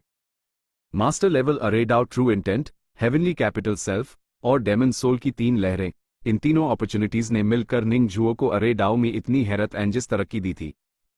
कजिन, मुझे लगता है कि निंग जुओ ने चीटिंग हाई की है। उसने जानबूझकर हमसे गाइडेंस मांगी और 8 और 9th कर्व्स डिस्कस किए ताकि सच्चाई छुपा सके और हमारा मुंह बैंड कर सके। शेनशी खामोश रहा। स्टोरी और लॉ ब्रेकडाउन। 1.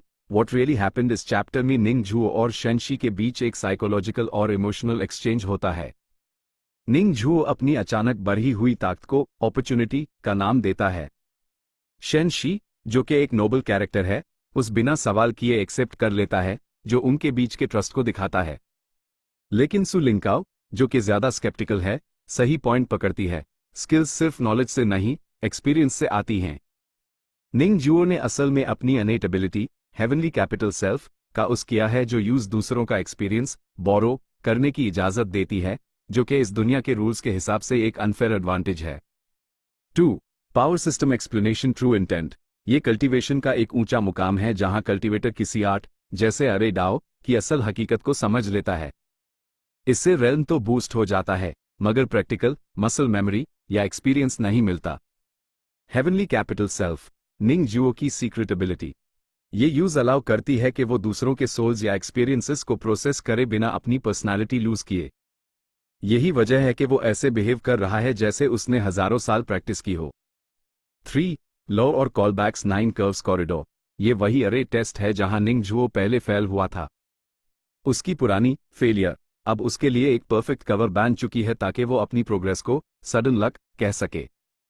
शेन जाइज कैरेक्टर, शेनशी का रिएक्शन उसके जीनियस स्टेटस को जस्टिफाई करता है।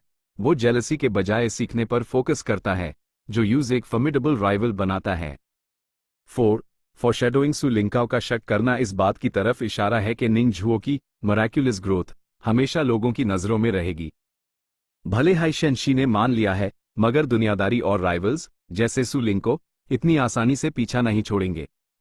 निंग झुओ को अपनी टेक्निक्स और एबिलिटीज को मजीद नेचुरल दिखाने की जरूरत पड़ेगी। Chapter end. Chapters 1291, 502, sweeping the formation 2। Chapter start bronze carriage. थोड़ी देर और चलती रही, फिर अचानक शेनशी ने कहा, सिर्फ चांस और धोखे पर डिपेंड करने के बजाय मैं यह मानना ज्यादा पसंद करूंगा कि निंग झुओ के पास अरे डाओ में काफी अच्छी ग्रिप है। बस अब उसने इसे दिखाने का फैसला किया है। सु लिंको ने अपना सर हिला दिया। निंग झुओ और आप, कजिन, एक ही जनरेशन के हैं। उसका पूरा फोकस मैकेनिकल टेक्निक्स पर रहता है। उसके पास अरे डाओ में इन्वेस्ट करने के लिए एक्स्ट्रा टाइम और एनर्जी कहां से आई?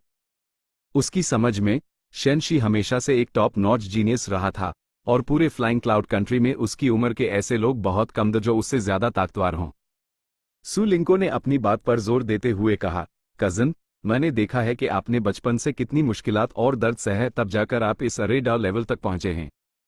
निंग झुओ सिर्फ कुछ ही दिनों में आपका मुकाबला नहीं कर सकता। अगर वो अरे डाओ में भी इतना हाई स्ट्रांग है, तो फिर वो कोई बुरा शैतान, ओल्ड डेमन, है जो एक जवान लड़के का रूप धार कर घूम रहा है। शेनशी ने जवाब दिया, इसका चांस बहुत कम है। जोंग डाओ और तुओबा हुवांग दोनों यूज वैल्यू करते हैं और उन्होंने जरूर निंग झुओ की असली उम्र की इन्वेस्टिगेशन की होगी। और अगर उन्होंने नहीं भी की, तो आगे चलकर निंग झुओ को high grade identity tokens exchange करने होंगे, जिसके लिए उसकी डिटेल्स रजिस्टर करना जरूरी है। उसका रियल एज यूएनएचआई डिटेल्स में से एक है। अगर वो जानबूझकर अपनी एज छुपाता है ताकि जोंग डाओ और तुओबा हुवांग जैसे बड़े लोगों से फेवर्स ले सके, तो एक्सपोज होने पर उस सिर्फ जिल्लत और नफरत ही मिलेगी। ऐसे धोखे से वो बड़े और ताकतवर लोगों को अपना दुश्मन बना लेगा। ये बहुत ही बेवकूफ वाला काम होगा। निंग झुओ ऐसी गलती कभी नहीं करेगा। शेनशी ने काफी वक्त से निंग झुओ को ऑब्जर्व किया था और उसकी इंटेलिजेंस और स्ट्रेटजी पर पूरा भरोसा था। शेनशी ने बात जारी रखी, किस्मत या धोखे के बजाय मुझे लगता है कि उसके पास पहले से हाई अरे डाओ की काफी नॉलेज थी। बस अब वो इसे रिवील कर रहा है। अगर निंग झुओ का इरादा चीटिंग करने का होता, तो सबसे समझदारी वाला तरीका यह होता कि वो शुरू से ही अपनी असली एबिलिटीज दिखाता। पहले ट्रायल में थर्ड कव पर रुकने और बाद में अपनी असली टैलेंट दिखाने का कोई मतलब नहीं बनता। क्या इससे लोग उस पर और ज्यादा शक नहीं करेंगे? सु लिंकाओ खामोश हो गई। शेनशी ने भी बोलना बैंड कर दिया। चांद की रोशनी गाड़ी के अंदर पूरी तरह नहीं आ रही थी, जिसकी वजह से वहां काफी अंधेरा था, और वही गहरा साया शेनशी के दिल में भी उतर रहा था। उसके जहन में निंग झुओ का इमेज एक ऐसे शख्स के तौर पर सेट हो गया जो बहुत गहरा सोचने वाला और स्ट्रेटेजिक बंदा है। अगला दिन निंग झुओ 9 कर्व्स पीक पहुंचा, जहां उसने सबके सामने फर्स्ट प्लेस रिवॉर्ड क्लेम किया और बहुत तमीज से उनकी रिक्रूटमेंट ऑफर को ठुकरा दिया। उसके लिए 9 कर्व्स पीक एंट्री पॉइंट बनने के लिए सही जगह नहीं थी। कई लोगों की नजरों के सामने 9 कर्व्स पीक छोड़ने के बाद निंग जुओ सीधा अर्थ फायर वैली की तरफ निकल गया। यहां अर्थ फायर अबंडेंट फील्ड फॉर्मेशन मौजूद है। यह अरे एक अर्थ फायर स्पिरिचुअल वे पर बेस करता है, जहां पूरे फॉर्मेशन में रिजेस बनी हुई हैं। हर रिज के नीचे अर्थ फायर एसेंसेस छुपी हुई हैं। इस अरे में एंटर होने के बाद पार्टिसिपेंट्स के पास 12 घंटे आवर्स होते हैं कि वो फॉर्मेशन की पावर यूज करके अस जमीन की आग अर्थ फायर को कंट्रोल करें और एक बंजर जमीन को स्पिरिट फील्ड में बदल दें। ये सुनने में आसान लगता है पर एग्जीक्यूट करना बहुत मुश्किल है, क्योंकि अर्थ फायर बहुत वाइल्ड और बेलगाम होती है। एक हल्की सी गलती भी आपको आग के शौलों में भस्मान कर सकती है। स्पिरिट फील्ड बनाने के लिए गर्मी हीट पर परफेक्ट कंट्रोल चाहिए। थोड़ी ज्यादा गर्मी जमीन को जला देगी और कम गर्मी से कुछ नहीं होगा। अर्थ फायर अबंडेंट फील्ड फॉर्मेशन इंसान की फायर पावर पर मास्टरी चेक करता है। कल्टिवेटर्स को फॉर्मेशन और अर्थ वेन्स के बीच बैलेंस बनाना होता है, और बेहतर है अगर उन्हें फॉर्मिंग खेती बड़ी की भी थोड़ी समझ हो। फॉर्मिंग भी कल्टीवेशन की 100 स्किल्स में से एक है। निंग जुओ के पहुंचते हाई यूज फॉरेन पार्टिसिपेशन क्वालिफिकेशन मिल गई। वो जल्दी ही फॉर्मेशन के अंदर दाखिल हो गया। उसके पैरों के नीचे मुसलसल तेज गर्मी महसूस हो रही थी, जबकि गहराई में आग के शोले चीख रहे थे जो किसी भी वक्त बाहर फटने को तैयार थे। निंग जुओ ने जल्दी नहीं दिखाई। उसने अपनी अर्न बैंड की और अपनी डिवाइन सेंस से जमीन के नीचे अर्थ फायर के फ्लो पैटर्न्स को महसूस करने लगा। 30 मिनट्स बाद उसने अपनी अर्न खोली। वो पूरी सिचुएशन समझ चुका था। उसने एक अरे प्लेट निकली और फॉर्मेशन कंस्ट्रक्ट करना शुरू किया। पहली लेयर ने नीचे से अर्थ फायर को ऊपर खींचा और उस मखसूस जगहों पर गाइड किया। दूसरी लेयर ने तेज आग को दर्जन भर स्ट्रीम्स में बांट दिया ताकि कोई बड़ा धमाका ना हो। तीसरी लेयर ने हर स्ट्रीम का टेम्परेचर इतना एडजस्ट किया कि वो कंट्रोल में रहे। चौथी लेयर ने आग की पावर को न्यूट्रिएंट्स में बदलकर मिट्टी के अंदर जज्ब अब्जॉर्ब कर दिया।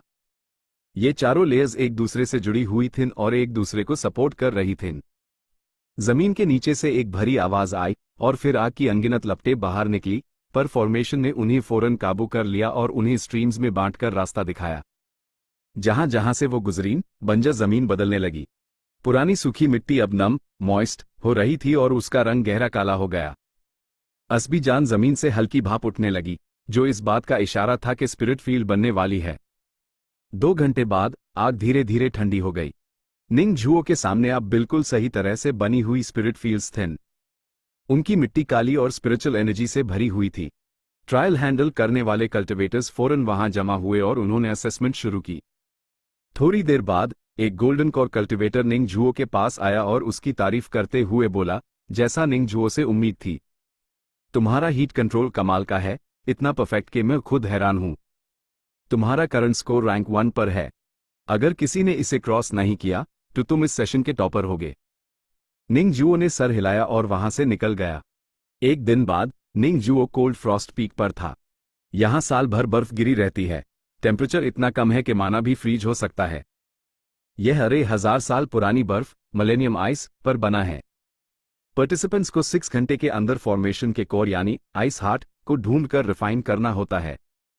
अंदर दाखिल होते ही निंग जुओ को एक हड्डी तोड़ ठंड का झटका लगा। ये कोई आम ठंड नहीं थी, बल्कि मिस्टिक आइस की सर्दी थी जो माना को चीर कर डिवाइन सेंस तक को जमाने की ताकत रखती थी। फौरन हाई निंग जुओ की आईब्रोज पर बर्फ जमने लगी और उसका सांस लेना भी मुश्किल हो गया।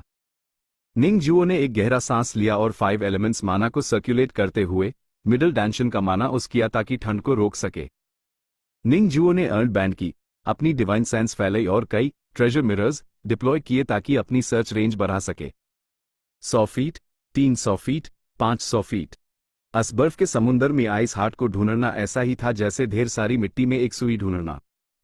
बिल्कुल आखिरी वक्त पर निंग जुओ की फॉर्मेशन इंस्टिंक्ट्स ने फिर से काम किया और उसने ब्रेकिंग अरे ट्रेजर्स की मदद से आइस हार्ट को ढूंढकर निकल लिया। पीक मास्टर ने खुद आकर कहा, मेरा ट्रायल सिर्फ एक अटेम्प्ट अलाउ करता है। तुम्हारा स्कोर अभी रैंक 3 पर है, लेकिन अगर तुम मेरे पीक को ज्वाइन करने के लिए तैयार हो जाओ तो मैं तुम्हें एक और मौका दे सकता हूं। निंग जुओ ने पूछो, क्या शिंग्युन ट्रायल के रूल्स इतनी आसानी से बदले जा सकते हैं? पीक मास्टर मुस्कुराया, हमेशा नहीं, लेकिन ये रूल सिर्फ सबसे काबिल कल्टीवेटर के लिए रखा गया है। निंग जुओ समझ गया और उसने पीक मास्टर को साफ माना कर दिया।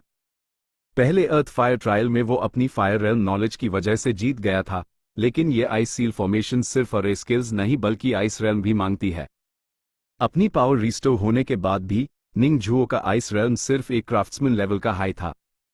एक दिन के आराम के बाद निंग जुओ स्क्रिप्चर पवेलियन पहुंचा। उसने एक पुरानी पेंटिंग के सामने लाया गया। पेंटिंग में पहाड़, दरिया, सूरज, चांद, सितारे और परिंदे इतने रियल लग रहे थे जैसे वो अभी बाहर निकल आएंगे। Mountain river society map. ये एक रिफाइनिंग वॉइड लेवल का खजाना था जो मिरियड इमेजेस सेक्ट की बुनियाद था। निंग जुओ इस पेंटिंग की दुनिया के अंदर दाखिल हो गया। इस दुनिया के अंदर वो अनगिनत मीलों तक चलता रहा। हजारों लाखों मील चलने के बाद अपनी डिवाइन सेंस, इंट्यूशन और अर्थ वाटर एलिमेंट की पावर यूज करते हुए वो आखिरकार एक जगह रुक गया। एक आम सा दिखने वाला छोटा पहाड़ उसका रास्ता रोक रहा था। उसने अपना हाथ आगे बढ़ाया और उस पहाड़ पर रखा। धीरे धीरे उसने अपना माना अंदर भेजना शुरू किया। पहाड़ कांपने लगा और फिर वो गिरकर तबाह हो गया। एक पाल में ही निंग जुओ पेंटिंग की दुनिया से बाहर आ गया और वही खड़ा था जहां पहले था। उसके सामने वही स्क्रिप्चर पवेलियन था और वही पुरानी पेंटिंग। स्क्रिप्चर पवेलियन का एल्डर उसके पास आया। उसकी नजरों में हैरत थी। सिर्फ 1 घंटे में तुमने इसे रिफाइन कर लिया? जवान लड़के, तुम पिछले 100 साल में दूसरे ऐसे शख्स हो जिसने ये कर दिखाया है। तुम इस ट्रायल के टॉपर बन सकते हो, लेकिन हमें आधा महीना, हाफ अ मंथ, वेट करना होगा जब तक ट्रायल पूरी तरह खत्म ना हो जाए। समझ गया? निंग जुओ ने फौरन सर हिलाते हुए कहा। स्टोरी और lore breakdown. 1. What really happened. Ning Zhuo ने अपने सीक्रेट बैकअप, मिडिल डांटियन और 5 एलिमेंट्स माना का उस करके मुश्किल ट्रायल्स को क्लियर किया। उसने जानबूझकर आइस ट्रायल में लो परफॉर्म किया, रैंक 3, क्योंकि उसका आइस रेल्म उतना स्ट्रॉन्ग नहीं है जितना फायर या मैकेनिकल स्किल्स। मगर माउंटेन रिवर सोसाइटी मैप को रिफाइन करके उसने दिखा दिया कि उसका पोटेंशियल टॉप टियर कल्टिवेटर्स के बराबर है। 2. Power system explanation. Earth fire abundant field formation. यह फॉर्मेशन अर्थ वेन्स की रॉ एनर्जी को कंट्रोल करने के लिए है। इसमें सक्सेस सिर्फ रे नॉलेज से नहीं बल्कि फायर रेल्म और फार्मिंग, एग्रीकल्चरल स्किल्स के बैलेंस से मिलती है। Mountain river society map. ये एक रिफाइनिंग वॉइड लेवल ट्रेजर है। इसका मतलब है कि इसकी पावर सिस्टम इतनी कॉम्प्लेक्स है कि ये एक पूरी वर्चुअल दुनिया अपने अंदर रखती है। इसे रिफाइन करना इस बात का सबूत है कि निंग जुओ की मेंटल स्ट्रेंथ और माना कंट्रोल नॉर्मल कल्टिवेटर्स से कहीं ज्यादा है। 3. लॉर और कॉलबैक्स। शेंजाई सस्पिशन। शेंशी ने पहले ट्रायल्स से हाई निंग जुओ को ऑब्जर्व किया था। वो समझ चुका है कि निंग जुओ कोई आम बच्चा नहीं है, बल्कि एक डीप स्ट्रैटेजिस्ट है जो अपनी ताकत तभी दिखाता है जब जरूरत हो। Identity tokens. मास्टर डॉक्यूमेंट के मुताबिक हायर ग्रेड टोकन्स के लिए बैकग्राउंड चेक होता है, इसलिए निंग जुओ अपनी एज या आइडेंटिटी से ज्यादा बड़ा धोखा नहीं दे सकता। 4. फॉरशैडोइंग। निंग जुओ ने 9 कर्व्स पीक की रिक्रूटमेंट माना कर दी है। इसका मतलब है कि उसका असली मकसद मिरियड इमेजेस सेक्ट के किसी और हिस्से में एंटर होना है, या शायद वो किसी और बड़े ट्रायल की तैयारी कर रहा है। एल्डर का ये कहना कि वो 100 साल में दूसरा शख्स है, हिंट करता है कि पहला शख्स भी कोई बहुत बड़ी पर्सनैलिटी होगी जो आगे चलकर स्टोरी में रेलेवेंट हो सकती है। Chapter end. Chapters 1292, 503। Overly outstanding chapter start. Bluestone cave mansion. Ning Zhuo अकेला कल्टिवेशन रूम में क्रॉस लेग बैठा था। उसकी हल्की सी बैंड थी। 9 कर्व्स कॉरिडोर अरे, earth fire abundant field formation, 10,000 miles ice seal formation, mountain river society map, ये सारे ट्रायल्स उसके दिमाग में तेजी से घूम रहे थे। 9 कर्व्स कॉरिडोर अरे सबसे ज्यादा कॉम्प्लेक्स और मुश्किल है। इसमें एक के बाद एक लेयर्स को पहचानना और उन्हें तोड़ना पड़ता है। मास्टर लेवल अरे रेल्म की वजह से हाई में ये कर पाया। अर्थ फायर अबंडेंट फील्ड फॉर्मेशन के ट्रायल में मैंने फॉर्मेशंस की 4 लेयर्स सेट किए और मसाला हाल कर दिया। फायर रेल्म ने यहां मेरी काफी मदद की। 10,000 माइल्स आइस सील फॉर्मेशन ने आइस डाउ रेल्म की वजह से थोड़ा खींचा, लेकिन फिर भी मैं 3rd लेवल तक पहुंच गया। Mountain river society map boundary arrays के रेल्म में आता है। हालांकि मैं पास हो गया और रिजल्ट्स भी अच्छे थे, लेकिन सच तो यह है कि इस ट्रायल का स्टैंडर्ड काफी लो था। मैं अभी इस बाउंड्री अरे को सही से समझने से बहुत बहुत दूर हूं। 9 कर्व्स कॉरिडोर अरे को तोड़ने के प्रोसेस ने निंग जुओ को अरे ब्रेकिंग का पहला रियल कॉम्बैट एक्सपीरियंस दिया। यह डेमन सोल की यादों से भी ज्यादा साफ और गहरा असर छोड़ गया था। इस अरे के अलग अलग लेवल से जो एक्सपीरियंस मिला उसी की वजह से निंग जुओ ने अर्थ फायर अबंडेंट फील्ड फॉर्मेशन में मल्टीपल लेयर्स लगाने का फैसला किया और एक ही बार में कामयाबी हासिल की। 10,000 माइल्स आइस सील फॉर्मेशन में निंग जुओ की अरे हार्ट ढूंढने की काबिलियत बेहतर हुई, जबकि माउंटेन रिवर सोसाइटी मैप में उसकी अरे आई तलाश करने की स्किल पॉलिश हुई। जिंगयन ट्रायल में फॉर्मेशंस के बहुत से ट्रायल्स थे। निंग जुओ ने ऐसे ही किसी में हिस्सा नहीं लिया, उसने हर ट्रायल को पहले से सोच समझ कर चूज किया था। इन ट्रायल्स के बाद ना सिर्फ निंग जुओ ने अच्छी परफॉर्मेंस दी, बल्कि उसने सही मायनों में प्रैक्टिस की, अपना यूनिक एक्सपीरियंस बनाया, फॉर्मेशंस में अपना कॉन्फिडेंस बढ़ाया और अपने अरे डाओ के नॉलेज को बेहतर तरीके से यूज करना सीखा। लेकिन ये अभी भी काफी नहीं है। लुओशु की वाटर अरे की फ्लेक्सिबिलिटी और बदलते हुए पैटर्न्स काफी क्रिटिकल थे और निंग जुओ को पहली ही कोशिश में कामयाब होना था। वरना अगर वाटर अरे ना टूटा तो जो एक्सप्लोजन होगा उससे सबकी तवज्जो अटेंशन इस तरफ चली जाएगी। सेक्ट के रूल्स के मुताबिक निंग जुओ का शुयू पवेलियन में पहले जाकर जायजा लेना एक वायलेशन था। बेशक अगर बात बिगड़ती तो वो मैंग याओयिन का बेटा होने की पहचान से अपना बचाव कर सकता था, लेकिन इससे यकीनन एक बड़ा मसाला खड़ा हो जाता। अगर निंग जुओ को सेक्ट के रूल्स से सजा ना भी मिलती तब भी लुओशु जैसा टाओस्ट आर्टिफैक्ट लोगों की लालच का बायस बनता और इससे चीना जा सकता था। अगर ऐसा होता तो भले हाई निंग जुओ बिल्कुल बेबस ना होता, लेकिन उसी इसकी बहुत बड़ी कीमत चुकानी पड़ती। इसलिए निंग जुओ के लिए सबसे बेहतर यही था कि वो एक ही बार में कामयाब हो जाए, खामोशी से वाटर अरे तोड़ दे और लुओशु बुक पेजेस हासिल कर ले। मुझे अभी और प्रैक्टिकल ट्रेनिंग की जरूरत है। निंग जुओ का एरेस तोड़ने का सफर रुका नहीं। अगला दिन चेन्युंग पोंड, वो 1000 साल पुराना तालाब पॉन्ड बहुत गहरा था। उसका पानी आईने की तरह साफ और ठहरा हुआ था, जिसमें आसमान और बादलों का अक्स नजर आ रहा था। तालाब के किनारे एक पुरानी झोपड़ी थैच्ड हट थी, जिसके सामने ग्रे रोब में एक बुजुर्ग बैठे थे। वो कोई और नहीं बल्कि नासेंट सोल कल्टिवेटर जेंग यू थे। निंग जुओ धीरे से जेंग यू के पास गया और इज्जत से सलाम किया। जूनियर निंग जुओ का लॉर्ड जेंग यू को सलाम। जेंग यू ने सुकून से निंग जुओ को देखा, कुछ पाल उसी पर रहा, फिर कहा, शुरू करो। उन्होंने ये ट्रायल रखा तो था, लेकिन वो पार्टिसिपेंट्स को चुनने में काफी सख्त थे। अक्सर दिन गुजर जाते थे और कोई भी ऐसा बंदा नहीं आता था जो इस ट्रायल के काबिल हो। इस वक्त के टॉप टैलेंट होने की वजह से निंग जुओ में जीनियस वाली बात नजर आती थी, इसलिए वो आम लोगों से अलग दिखता था। जेंग यू की इजाजत मिलते ही निंग जुओ पूरे कॉन्फिडेंस के साथ तालाब के किनारे गया और उसी समझना शुरू किया। वहां खड़े होकर निंग जुओ ने अपनी डिवाइन सेंस फैलाई, अपनी सांस को कंट्रोल किया और अपने दिमाग को बिल्कुल पुरसुकून कर लिया। जेंग यू वापस अपनी झोपड़ी में चले गए थे और नजर नहीं आ रहे थे। चेन्युंग पॉन्ड के पास सिर्फ वो बड़े सर वाला सफेद कपड़ों में मलबूस जवान खड़ा था, जो खामोशी से पानी को देख रहा था। सूरज की रोशनी ऊपर से गिर रही थी, उसके गिर्द एक हेलो सा बना रही थी।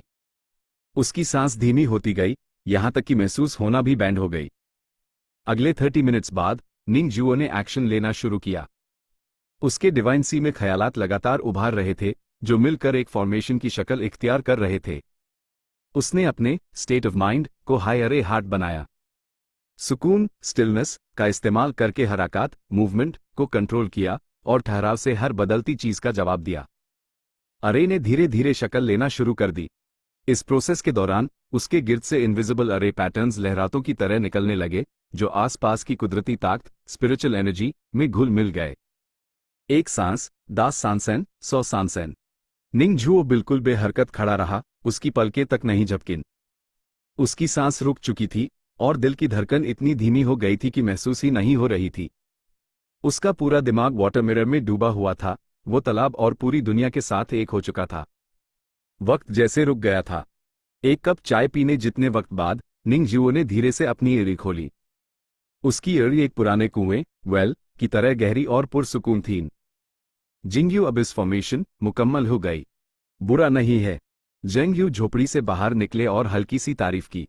फिर उन्होंने अपने रोब से एक जड़े स्लिप निकली और निंग जुओ को पकड़ा दी। यह एसेंस ऑफ जिंग यू है। मेरी जिंग यू अबिस फॉर्मेशन के सारे राज इसमें हैं। तुम पास हो गए हो। निंग जुओ ने USEY लिया और हाथ जोड़कर शुक्रिया अदा किया। शुक्रिया सीनियर।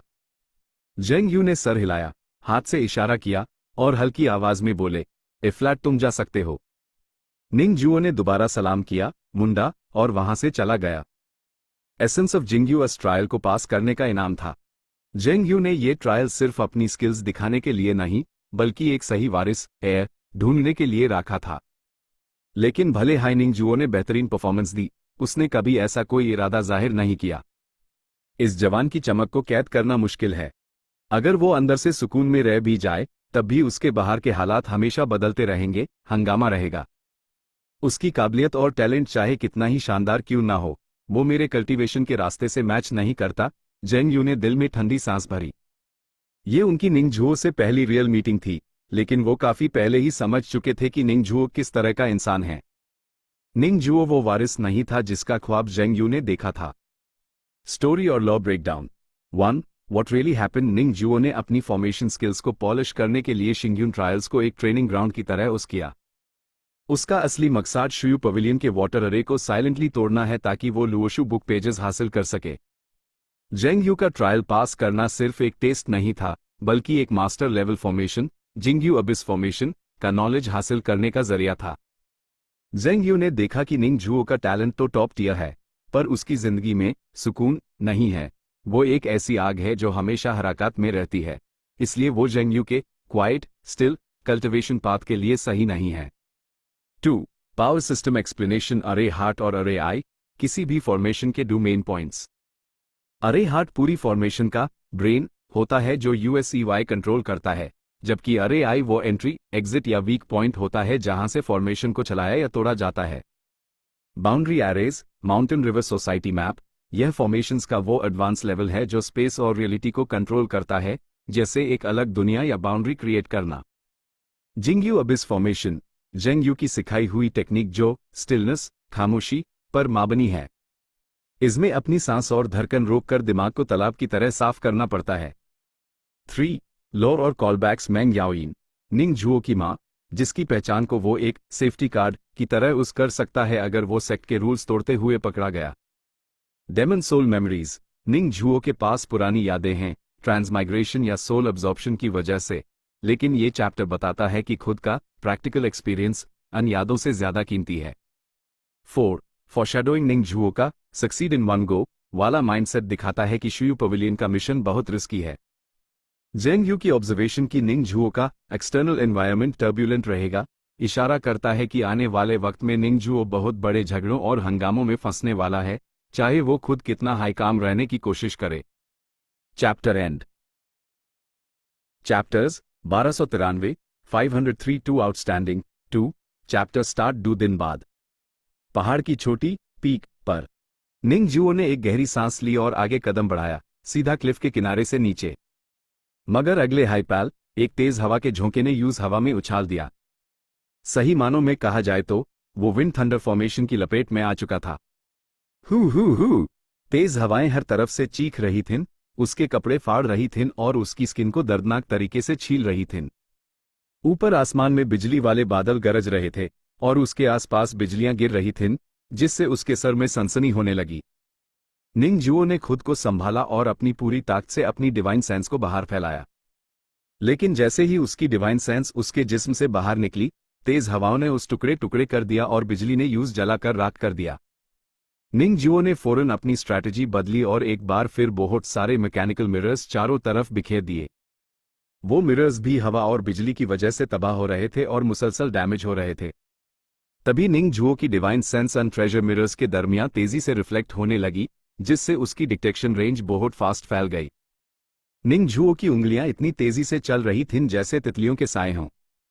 मैकेनिकल टेक्निक्स पर उसकी जबरदस्त पकड़ मास्टरी ने उस हजारों ट्रेजर मिरर्स को कंट्रोल करने की ताकत दी, जो अनतेज हवाओं और बिजलियों के बीच रास्ता बनाते हुए निकल रहे थे। निंग जुओ ने सीधा मुकाबला नहीं किया। जब हवा तेज होती तो वो पीछे हट जाता और जब हवा हल्की होती तो आगे बढ़ता। बिजली गिरती तो बच निकलता और बिजली खत्म होते हाई एक्सप्लोर करने लगता।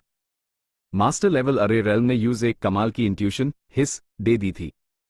पहले निंग जुओ ऐसी खतरनाक जगह पर अरे डाओ की इस इंट्यूशन को सही से समझ नहीं पता था, मगर पिछले कई ट्रायल्स के बाद उसकी कॉम्बैटिबिलिटीज बहुत ज्यादा पॉलिश हो चुकी थीं।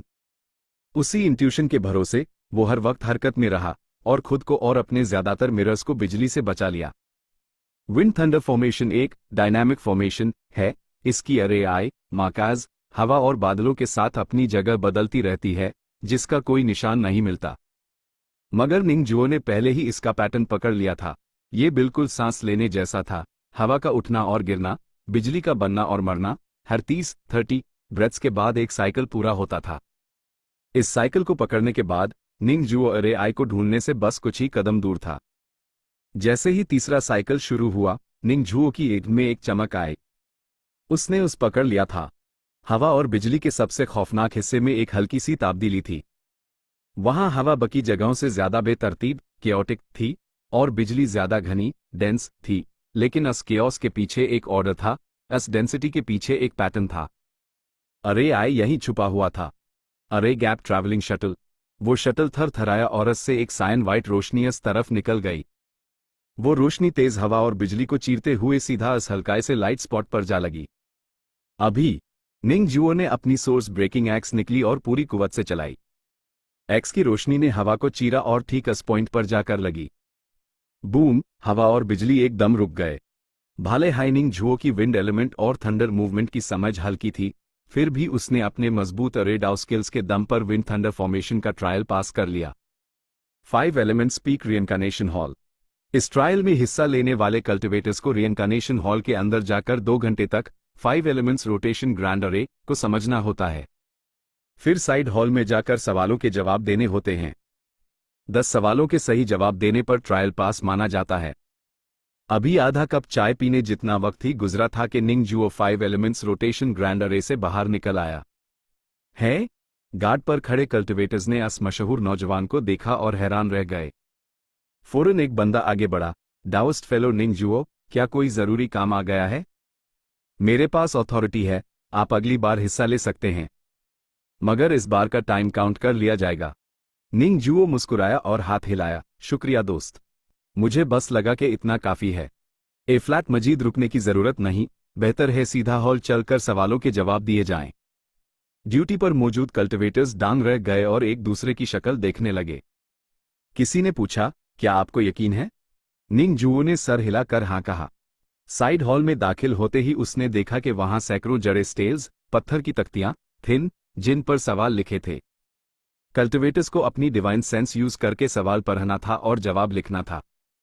निंगजुओ पहली जड़े स्टेल के पास गया और अपनी डिवाइन सेंस से चेक किया। उसने बस एक नजर देखी और जवाब उसके जहन में आ गया। उसने जवाब लिखा, जिसमें सिर्फ 3 ब्रेथ्स का वक्त लगा।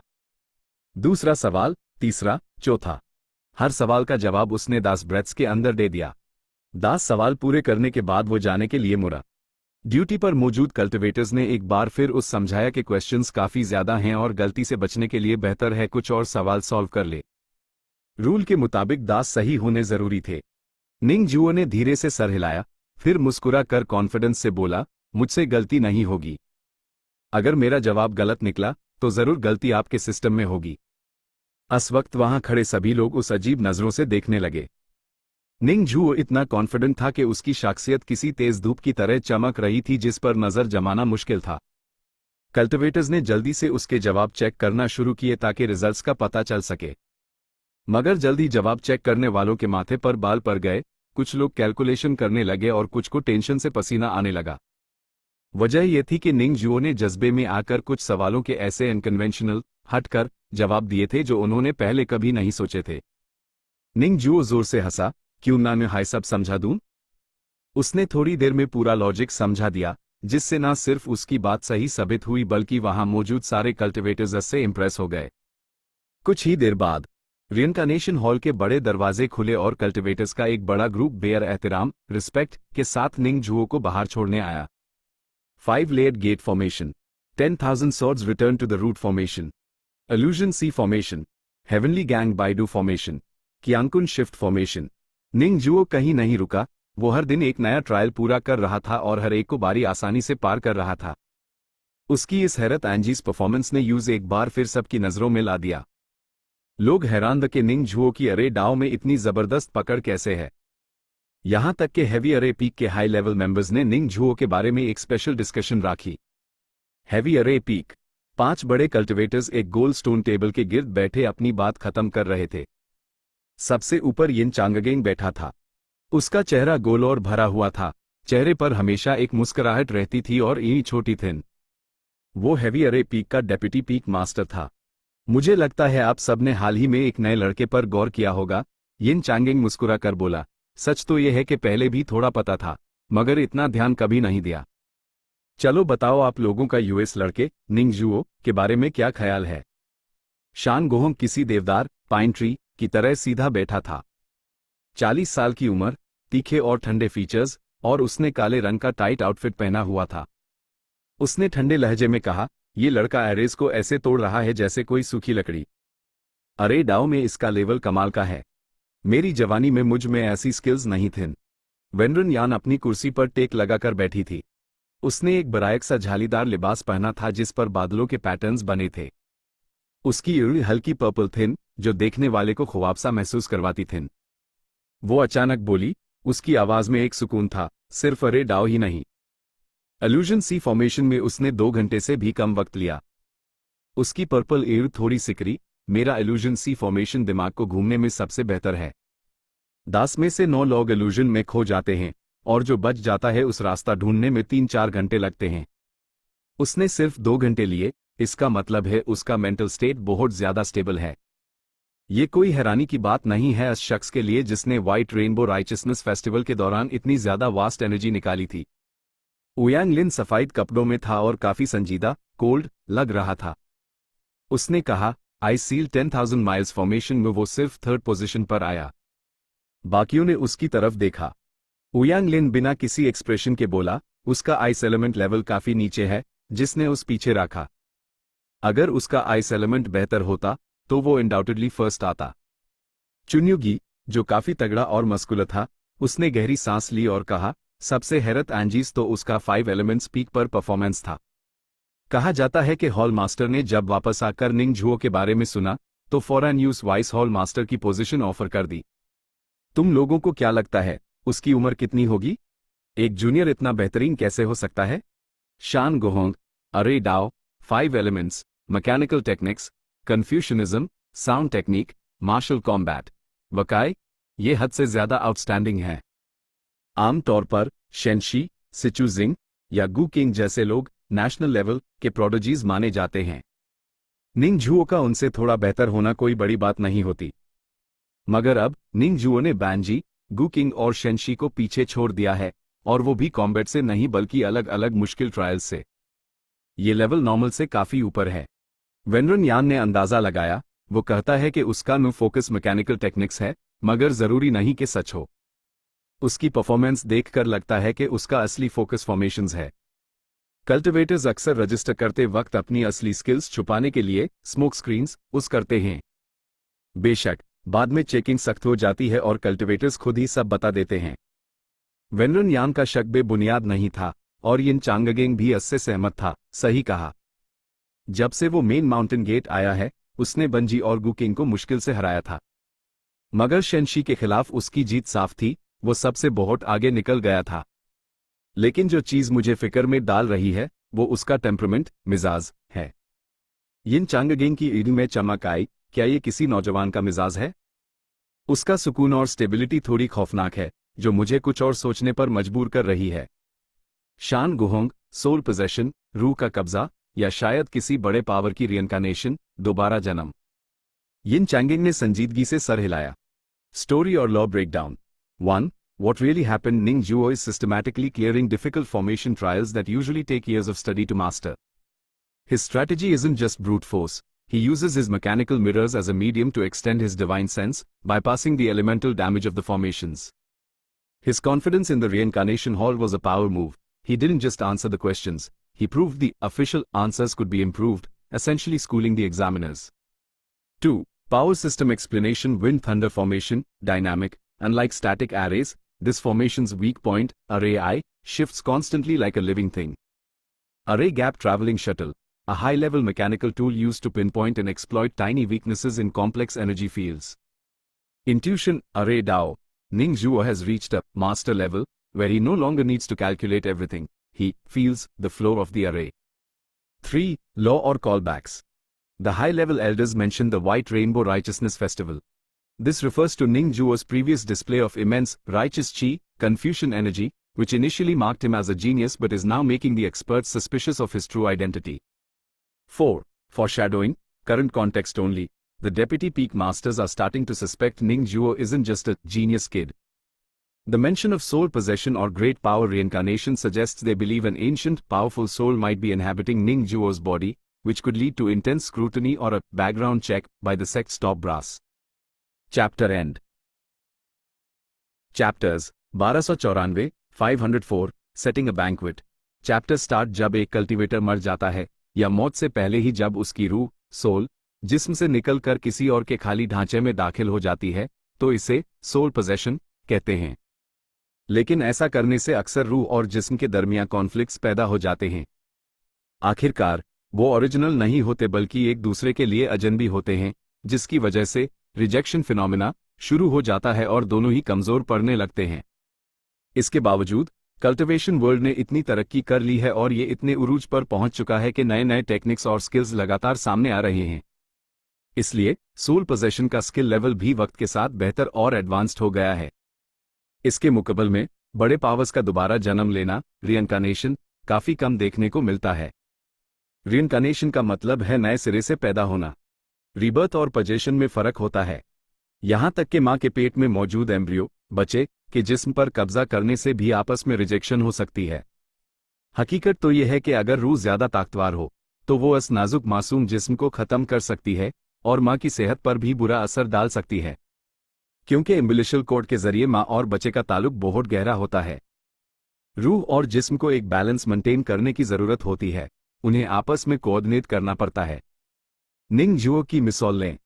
भले ही उसका जिस्म और रूह ओरिजिनल हैं, लेकिन एक वक्त ऐसा था जब उसकी रूह, जो मिलियन ह्यूमन सोल्स के लेवल पर थी, उसके जिस्म पर इतना दबाव डाल रही थी कि उसका जिस्म वो प्रेशर बर्दाश्त नहीं कर पा रहा था।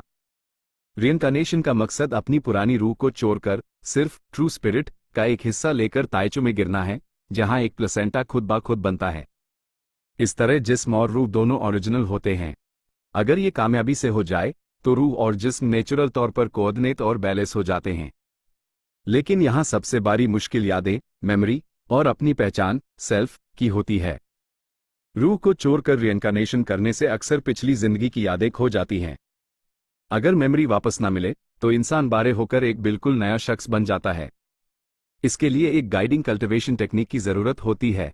तारीख में एक वक्त ऐसा था जब मास्टर और डिसाइपल के दरमियान एक दूसरे की गाइडेंस का रिवाज बहुत आम था। मास्टर की मौत के बाद उनकी मेमोरी को टेम्परेरी उनका शागिर्द, डिसाइपल, संभाल कर रखता था।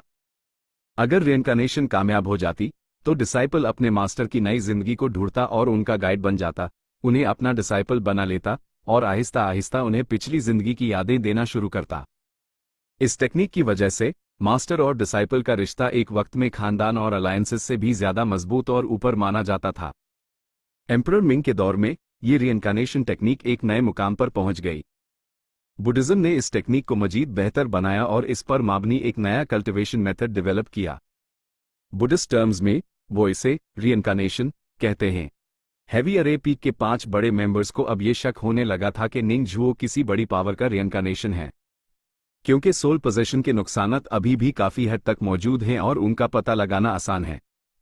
वेनरन यान ने कहा, जब निंग जुओ ने पहली बार 9 कर्व्स कॉरिडोर अरे में हिस्सा लिया था तो वो तीसरे कर्व पर रुक गया था। मैंने खास तौर पर चेक किया कि उसने इस वक्त अरे को कैसे ब्रेक किया और मुझे पता चला कि अरे डाव में वो काफी कच्चा और इमेचो था। दूसरे कर्व के लिए उसने वही पुराने और नाकाम तरीके बरबर आजमाए। मुझे लगता है कि वो कोई नाटक नहीं कर रहा था, लेकिन उसके बाद उसने अचानक ऐसी हैरत एंजीज प्रोग्रेस दिखाई जैसे उसका दिमाग अचानक खुल गया हो। चुन्युगी ने अपना सर खुजाते हुए कहा, तो क्या तुम ये कह रही हो कि उसी कोई झटका लगा और उसकी पिछली जिंदगी की यादें अचानक जाग उठी? वेनरन यान हल्का सा मुस्कुराए। शान गोहोंग ने ठंडे लहजे में कहा, कोई पक्का सबूत, सॉलिड एविडेंस नहीं है। चुन्युगी ने जवाब दिया, पक्का सबूत मिलना कौन सा मुश्किल है। फेयुन कॉन्फ्रेंस को जारी रहने दो।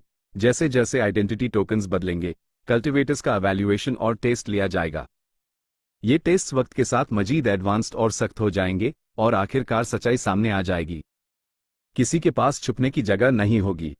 ना सिर्फ असली उम्र नहीं छुप सकती, बल्कि असली कल्टिवेशन टेक्निक्स और कॉम्बैट अचीवमेंट्स भी लीक हो जाएंगी। सोल पोजेशन की तो बात ही छोड़ो, अगर कोई बड़ी पावर रीइंकार्नेट हुई है तो उसका भी पता चल जाएगा।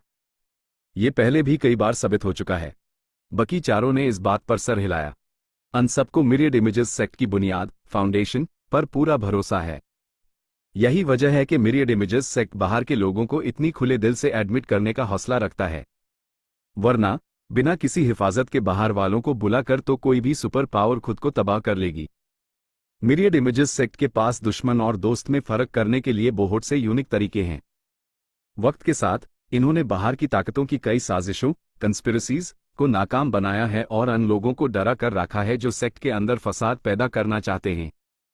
चुन्युगी ने बात जारी रखी, तो असली बात जिस पर हम आज डिस्कस कर रहे हैं वो ये है कि क्या हमें निंगजुओ को हासिल करने की कोशिश करनी चाहिए, और अगर हमने फैसला किया तो हमारी स्ट्रेटजी और कोशिश कितनी सख्त होनी चाहिए। पूरी जगह दोबारा खामोशी छा गई। अभी के हालात काफी कॉम्प्लेक्स हैं। अगर निंगजुओ सोल पोजेशन या किसी बड़ी पावर का रिइंकार्नेशन निकला तो ये एक बहुत बड़ा रिस्क हो सकता है। अगर फ्यूचर में ये बात खुल गई तो हैवी अरे पीक की रेपुटेशन पर बुरा असर पड़ेगा। यूजर रिक्रूट करने वाले 5 बड़े ऑफिसर्स को भी सजा भुगतनी पड़ सकती है। राइचस पाथ नेक रास्ता पर चलने वालों के लिए रेपुटेशन ही सब कुछ है। अगर उन्होंने गलत बंदा चुन लिया और हैवी अरे पीक की जजमेंट पर सवाल उठा तो लोग उनका मजाक उड़ाएंगे और उनकी इज्जत मिट्टी में मिल जाएगी। इसके नताइज उम्मीद से ज्यादा भयानक हो सकते हैं। बिल्कुल मिरियड इमेजेस सेक्ट के कन्फ्यूशन कल्टिवेटर्स की तरह। पहले वो बहुत तेजी से तरक्की कर रहे थे, लेकिन फिर अचानक कीनडे जैसा शख्स सामने आया जिसने पूरे ग्रुप की रेपुटेशन को तबाह कर दिया। इसका नतीजा यह है कि आज तक ड्यूनमू जांग जैसे कन्फ्यूशन कल्टिवेटर्स को दिन रात मेहनत करनी पड़ती है ताकि वो कीनडे के पैदा किए गए इस पुराने मसले को खत्म कर सकें। निंगजुओ का मामला सिर्फ पोजेशन या रिइंकार्नेशन तक महदूद नहीं है। अगर हैवी अरे पीक यूएसएवाई रिक्रूट करना चाहता है तो मैदान में और भी ताकतवर कंपेटिटर्स मौजूद हैं। एक जोंग डाओ है और डुडा टूबा हुवैंग। पहला इवल स्लेइंग हॉल का हॉल मास्टर है और दूसरा 10,000 बीस्ट्स पीक का पीक मास्टर। दोनों हाई बहुत पावरफुल शख्सियत हैं। मिरियड इमेजेस सेक्ट का पूरा ढांचा 8 पीक्स और 16 हॉल्स पर मुश्तमिल है। स्टोरी और lore breakdown. 1. What really happened? Heavy अरे पीक के लीडर्स निंगजुओ की अचानक बढ़ती हुई काबिलियत को देखकर शक में हैं। उनका मानना है कि कोई भी इंसान इतनी जल्दी अरे डाओ में एक्सपर्ट नहीं बन सकता जब तक कि वो कोई रिइंकार्नेटेड ग्रेट पावर ना हो। वो लॉग फ्यू कॉन्फ्रेंस के सख्त टेस्टिंग प्रोटोकॉल्स पर भरोसा कर रहे हैं ताकि निंगजुओ का असली चेहरा सामने आ सके। बहस इस बात पर है कि क्या ऐसे रिस्की टैलेंट को अपने ग्रुप में शामिल करना चाहिए या नहीं। 2. Power system explanation. Soul possession किसे ये तब होता है जब एक रूह किसी दूसरे के जिस्म पर कब्जा करती है। इसका सबसे बड़ा डिफेक्ट रिजेक्शन है, क्योंकि रूह और जिस्म का सिंक नहीं होता। रिइंकार्नेशन लम्हुई रीबर्थ, इसमें पुरानी रूह को चोर कर एक ट्रू स्पिरिट के जरिए नए सिरे से जन्म लिया जाता है। इसका फायदा यह है कि जिस्म और रूह परफेक्ट बैलेंस में होते हैं, लेकिन नुकसान ये कि यादें मेमोरीज अक्सर खो जाती हैं। Guidance technique. पुराने वक्त में मास्टर डिसाइपल रिश्ता इसलिए अहम था क्योंकि डिसाइपल अपने मास्टर की यादें संभाल कर रखता था ताकि मास्टर के नए जन्म के बाद उन्हें सब याद दिलाया जा सके। 3. लॉ और कॉलबैक्स। निंगजुओ सोल लेवल। चैप्टर के शुरू में जिक्र हुआ कि निंगजुओ की रूह मिलियन ह्यूमन सोल्स के लेवल पर थी जो उसके जिस्म के लिए बहुत भरी थी। ये पिछले चैप्टर्स में दिखाए गए उसके स्पिरिचुअल ग्रोथ का नतीजा है। कीनडे और कन्फ्यूशन ग्रुप। कीनडे का जिक्र मिरियड इमेजेस सेक्ट की हिस्ट्री के एक काले धब्बे के तौर पर किया गया है जिसने कन्फ्यूशन कल्टिवेटर्स की इज्जत खराब की थी। ये दिखाता है कि सेक्ट में एक गलत रिक्रूटमेंट कितनी भरी पड़ सकती है। 4. फॉरशैडोइंग। हैवी अरे पीक के लीडर्स को डर है कि अगर निंगजुओ को रिक्रूट किया तो कहीं वो दूसरा कीनडे ना निकल आए। मजीद ये कि जोंग डाओ इवल स्लेइंग हॉल और तुओबा हुवैंग 10,000 बीस्ट्स पीक जैसे बारे प्लेयर्स भी अब इस गेम में शामिल हो रहे हैं जो आगे चलकर एक बड़े पॉलिटिकल कॉन्फ्लिक्ट की तरफ इशारा कर रहा है। Chapter and.